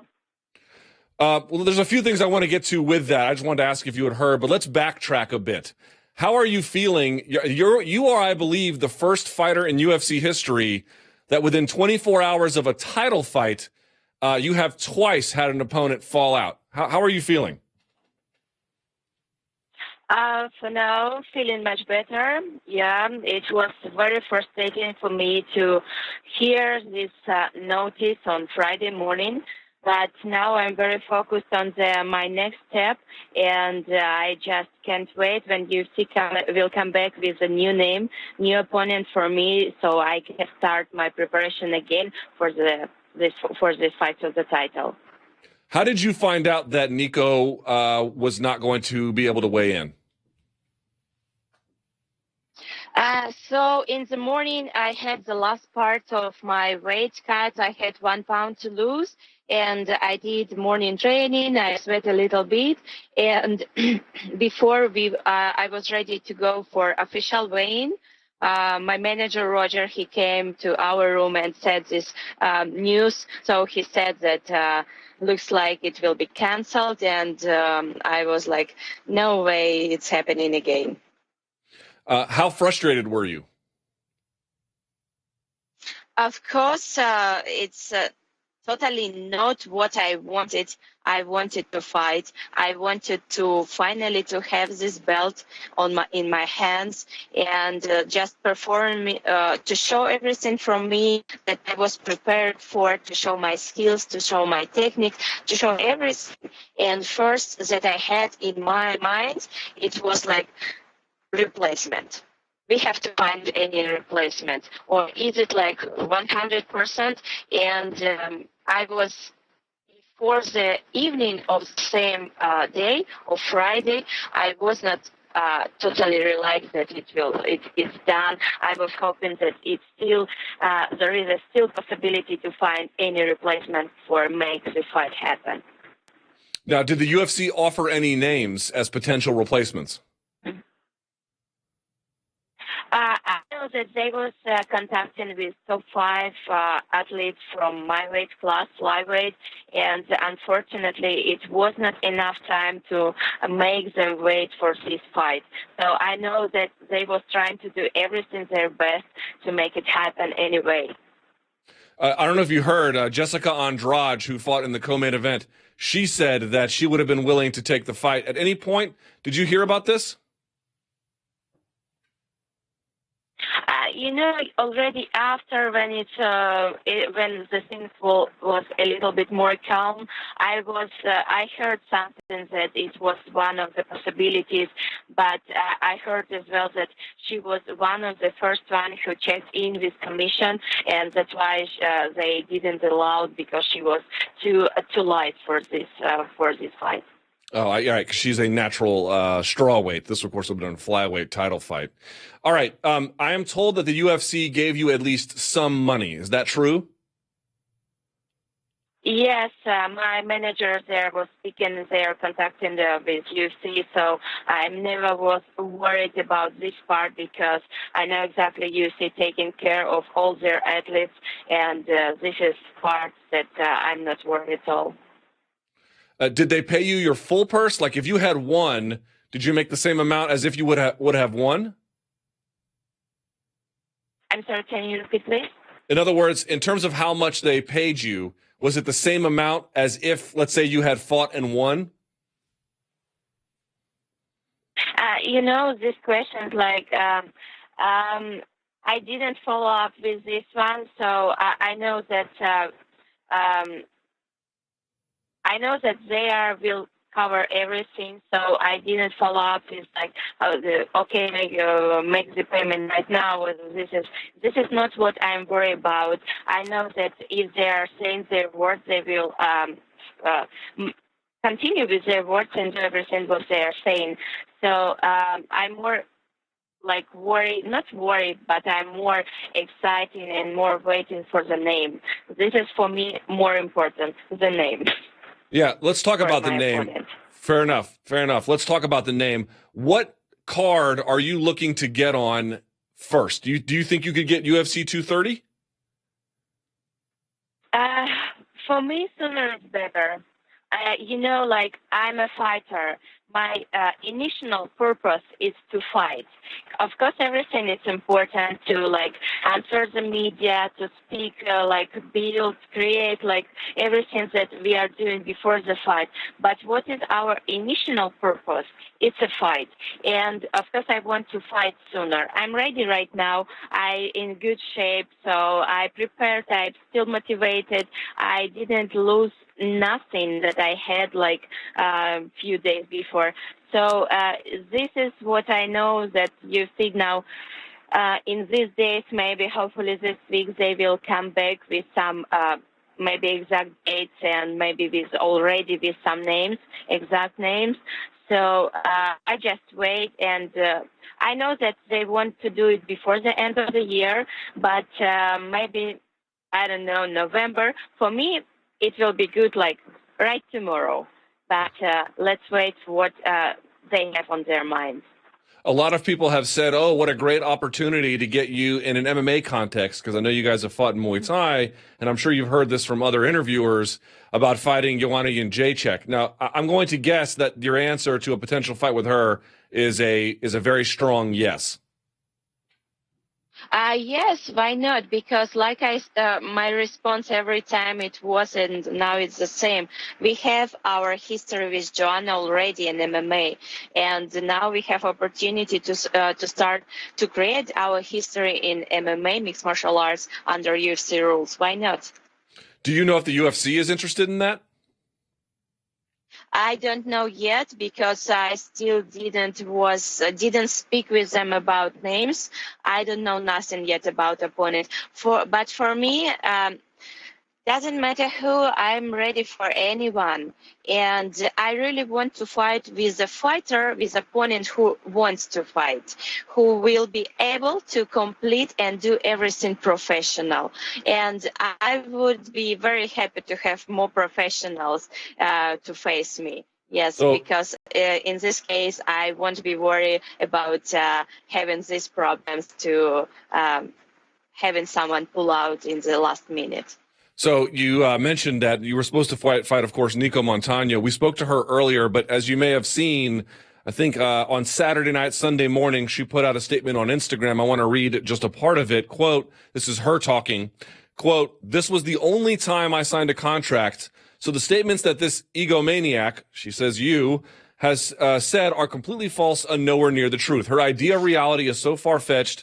So the fact that she trained for me 3 times must mean a couple of things. Number 1, she's obsessed with me. And 2, she has too much time on her hands. Not only has she been disrespectful and jealous of my efforts and accomplishments and also blocking me on Instagram during her first fight, but the fact that she takes pride in kicking a person while they're going through surgery and having their kidney shut down demonstrates what a martial artist should not be. Your response to that, please.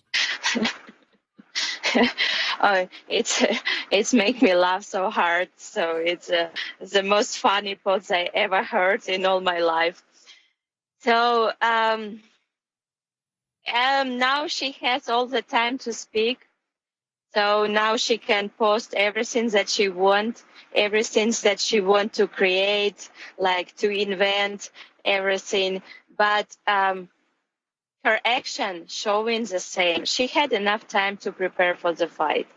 She was only the one who was responsible for weight cut. Is number 1. It was she. She knows her body. She knows that is it like how it's react, and she had to be able to make it earlier to start her weight cut, not coming for the fight week like 20 pounds over.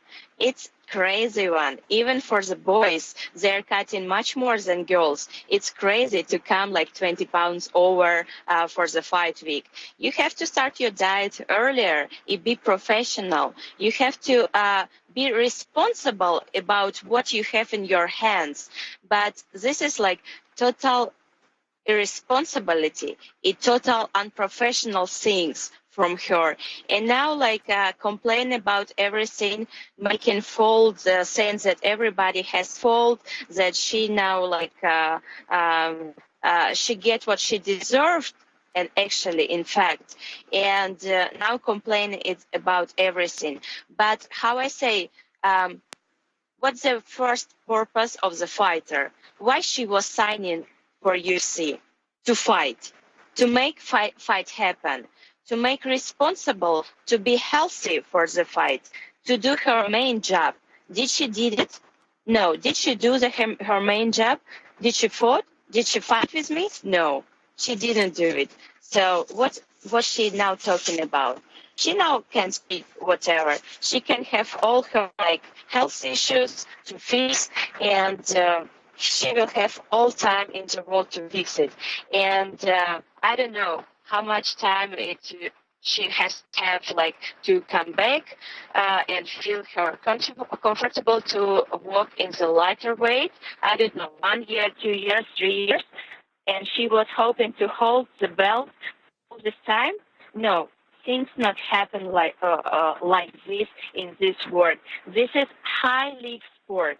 If you are not able to hold this responsibility and hold this pressure, you have to step out and make to do the job that fighter has to do for the people who are ready to do it, who are ready to fight and want to fight.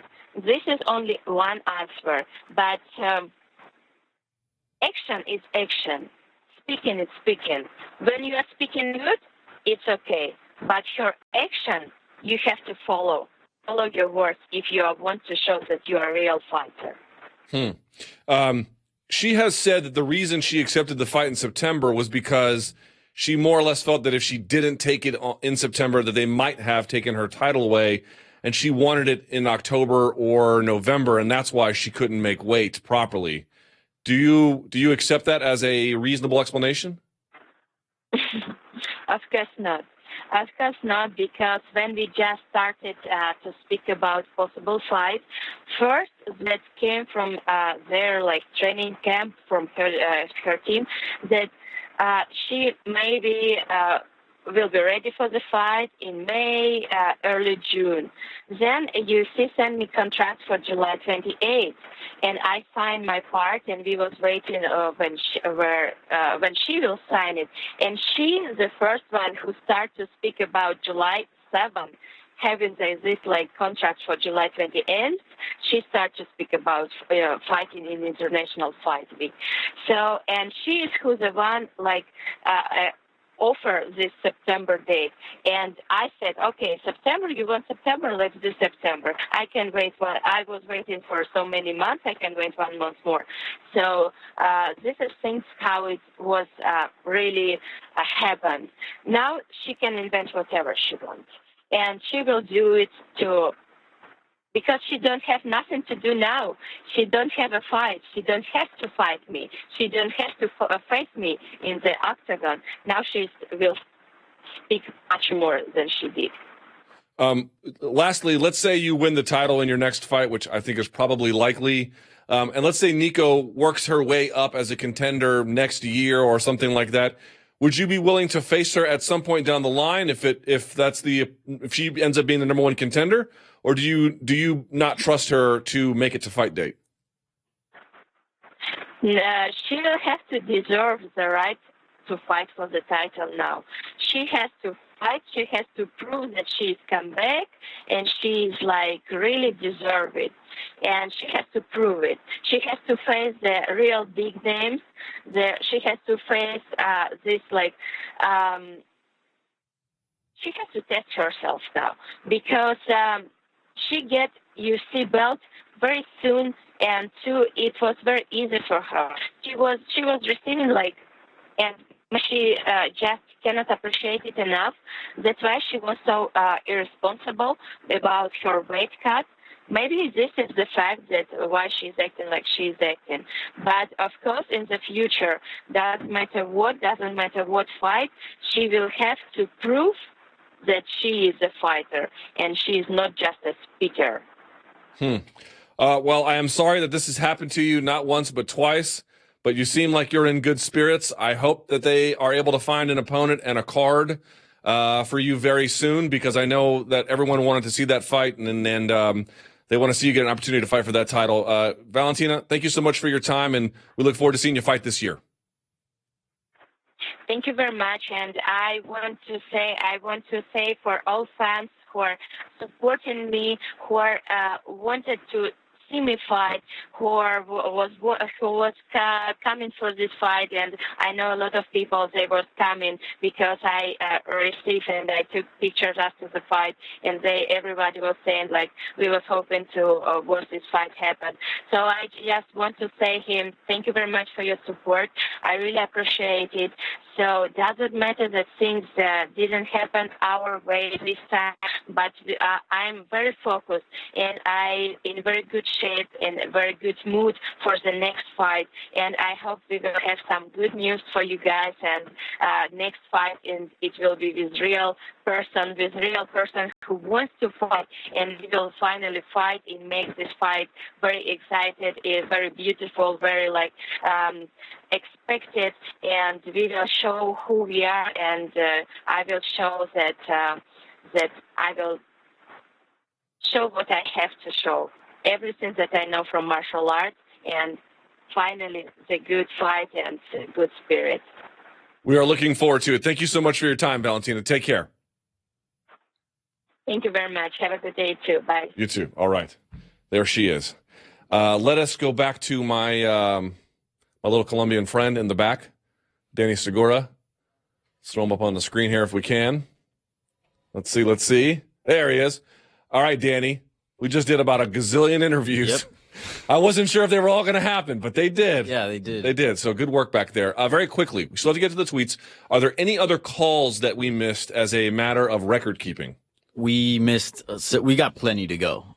So I don't know if you want to do tweets now or do a couple calls. Let's do this. I have limited time because, as you know, I have 3 more hours of radio to do. Fun. Let's pick 2 calls. Okay. If there are some evergreen ones, save those. But if there's some really timely ones, sure, let's do that. Well, we just wrapped up with Shevchenko, so let's talk about her. Okay, do it. Dave from Point Pleasant, New Jersey. I just wanted to know who you think Valentina Shevchenko should fight for the women's flyweight title. At this point, I think she's pretty much hands above everybody in the division. I think that she would literally annihilate anybody who's in the top 10. I mean, is the only answer at this point bringing someone in from another weight? What do you think? To me, if you recall, Nicco Montaño was run at well, she got the title, but her run generally has been a bit snake-bitten. You'll recall she was supposed to fight Sijara Eubanks. Sijara Eubanks actually out of Washington, D.C. They call her Sarge. And she was supposed to fight Nicco Montaño and had a weight cut issue, I believe. And so they brought in at the last minute Roxanne Modafferi. She just got a win. Sijara Eubanks did over Lauren Murphy, I believe. So I would go with her. I think she's probably the most deserving contender. I think she's ranked pretty high in that division. That, to me, is my answer. Danny, you got a different one? You know, I guess, yeah, Eubanks is a good option. Some people have thrown out there Joanna Jędrzejczyk. You know, I mentioned it on the MMA beat. It's not a bad idea. Not a bad idea. I'd be open to that. Yeah, I just have a bit of an issue with her cutting the line, but, promotionally, I can't deny what it would do. Yeah, right. And at this point, I feel like anybody you plug into that equation is basically fine. I think that the biggest factor is getting Valentina to fight. She's the rightful person to be challenging for that. I have to say, though, if Nicco finds a way back to the cage and can stay healthy and can win and earn a title shot, yeah, assuming that Valentina's champion, which I think is a fairly safe assumption at that point, kind of nice to see the fight. What a grudge match, huh? Oh, yeah, that would be something for sure. All right, yeah, what else? That'd be a nice build-up. We have a few other questions, but I'm going to pick this one just because... time constraints, yes? Yeah. So let's talk about some two old vets. Hi, my name is Bill O'Brien. I'm calling from Newfoundland, New Jersey. I just had a quick question for you, Luke. I just wanted to know your favorite Diego Sanchez and Jim Miller fights and memories. And also, actually, if you think that training with the high-level grapplers from like Henzo's team has helped guys like Sterling and Zabit Magomed Sharipov. All right, thank you for taking my call and have a great day. Jersey in the house. Yeah, I think let's answer the first part. I don't know if we want to get to the second. Sure. I forgot. The second part was about the grappling, yes? Yeah. For what was the first part? I'm sorry, I forgot. What was your favorite memory for Diego Sanchez? Diego Sanchez is a very easy one. Yeah. Number one, when he walked out to La Bamba, Again, I mean, that's so. I mean, woof. I mean, it's this deeply cultural moment that he had, because La Bamba is the interesting song because it's for the Hispanic Americans who lived in America. It's not a song that's like you're from Colombia and that someone is here playing. It's actually from those people. So it's a really important song for that community. I gave the chills, but really it's not that actually. It was after the fight with Martin Kampmann. His face was a disaster. And there's a famous scene, they have it on video. I don't know if there's anywhere you can find it, but I remember seeing it. Both Dana and Lorenzo went backstage to go see him, and his face was nearly falling off because it was so cut. And he was talking about his corazon, heart. And they were just blown away, and I was too. It was as if nothing had happened to him other than his face was destroyed. It was perfect, Diego Sanchez. I liked when he brought the mariachi band into the octagon. Remember that? I don't actually. He did. It was one of his early fights, the Nick Diaz fight. I mean, early Diego Sanchez when he was undefeated, the Joe Riggs fight. He just looked like a killer, man. He was fun to watch. And remember when he walked out with the cross? Yes. And he was the Jake Ellenberger fight. Yeah. I mean, he has so many good moments. For Jim Miller, I'm not sure. He's kind of had a bunch of good ones. Joe Lazon fight. Joe Lazon fight was a good one. He had who's the Brazilian guy he armbarred? I forget now. He's had a bunch of really good ones. Nothing that was like quite as antic-filled and crazy. But nevertheless, pretty good. I'm sorry, I'm doing Jim Miller a disservice. I'm not a fair historian of Jim Miller. Was it Diego Ferreira that he armbarred? Who was it? I think so. Here, let me pull I have forgotten since then, but obviously, you're 30 fights deep. Some of them get lost a little bit in the shuffle because that's such an incredible body of work. What do you have here? Who was the armbar? It was fairly recent. All right, this is terrible air. Yeah, I don't know. I can't. We can come back to it. We can. Fabricio Camões. Camões, that's it. Camões, yeah. All right, well, look, maybe we'll have some time next show to get some of these other questions. I apologize we couldn't get to all of them. The show got kind of, got a little bit, we had to change everything at the last minute, but we worked it out, Danny. We did. No tweets then, I guess. All right, well. Do you have time? Yeah, I got time. All right, let's Well, you guys are just killing the tweets. We're getting the tweets in. All right, let's do it. 5 minutes of tweets, okay? A round of tweets. Let's do that now. All right. Let's do it. You got 5 minutes. Let's go. Let's go. Put it on the clock. No, put it on the clock. Here we go. We're waiting. We're going to figure this out in real time. It's all good. I'm waiting. Put the clock up there. Put the tweets up there. We'll make this happen. I got to take care of our tweeters, Danny. Yeah, hold on 1 second. All right. Here we go. Here's the clock. Show me them tweets, dog. We'll get this going. Here we go.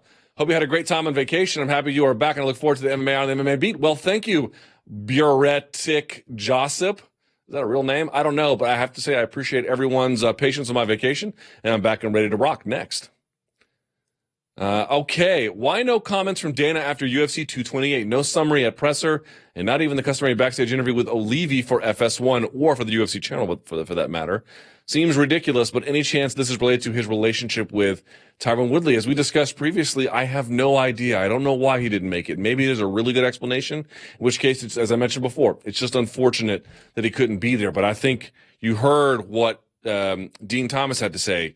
You got to get out there and you got to do something about it. You got to send some kind of message publicly about how great he looked, because he did. The guy deserves more than just a ceremonial pat on the back. He deserves to have some wind at his back as well promotionally. If not now, then never, right? So next. With fighters like Till and Ngannou, does the UFC push their up-and-coming stars too far too fast, or are the divisions thick enough that they don't need to focus as much on cultivation of stars because a new fighter will fill the void? It's a little bit of both. Here's the problem. There is a bit of the UFC, as I mentioned before, part of identifying a contender is just difficult, right? Even if you have good intentions. But the reality is also that these guys do get pushed a little bit too far too fast. And there's a lot of different things happening. Nicco Montaño said she wasn't ready to fight in September. If you believe her, I certainly got to take her at her word. She wanted it in October or November. But I think the UFC said, no, we have a card we have to fill.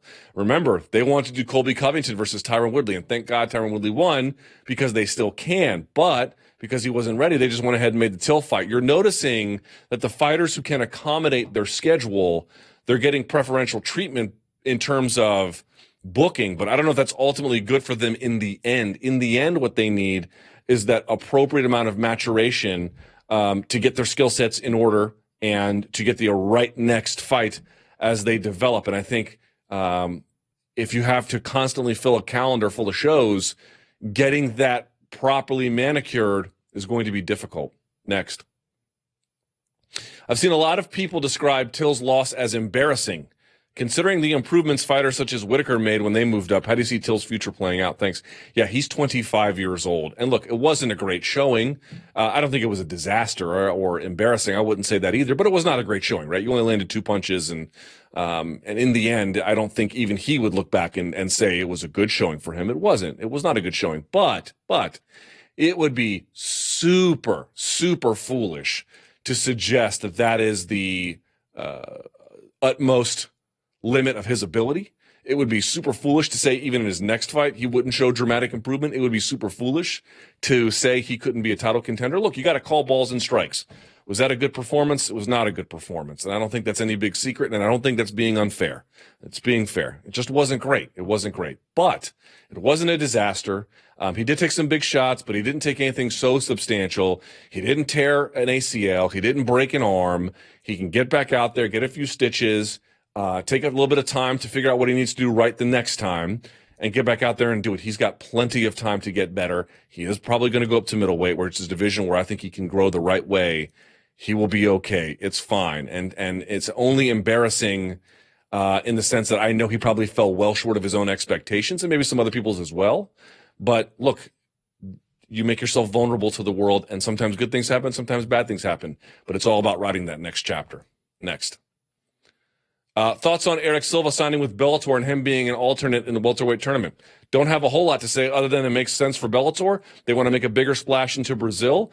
He's exciting. Makes sense. Next. Can the Anthony Pettis fight be considered a tune-up fight for Tony Ferguson? No. Do you think Pettis would deserve a title shot if he beats him? Big fan from Brazil. Thank you, Gustavo. No, a tune-up fight would be somebody who you just know the other person could beat, and it would take a miracle for them to lose. That is not who Anthony Pettis is. He's a formal title contender. That would not be fair at all. In fact, I mean, Tony Ferguson, that's a very tough fight to come back from. There's nothing tune-up about it. Would Pettis deserve a title shot if he beats him? I don't know. If Dustin Poirier, he beats Nate Diaz, but close. Next, one more. True or false? Rory McDonald definitely is not the best welterweight in the world because he was dominating his last 2 fights in the UFC. No, I would say that's false. He has undergone a lot of healing. I think he's continuing to get better. He too is still young, 27 years old, something like that, maybe even 26. So maybe at that time he wasn't the best welterweight, but these things all fluctuate. It's like stock. All right, there we go. Now we are done. Big thanks to Danny Segura. Big thanks to everybody in the back. Sorry for my vacation, but it's over. And until next time, everybody, stay frosty.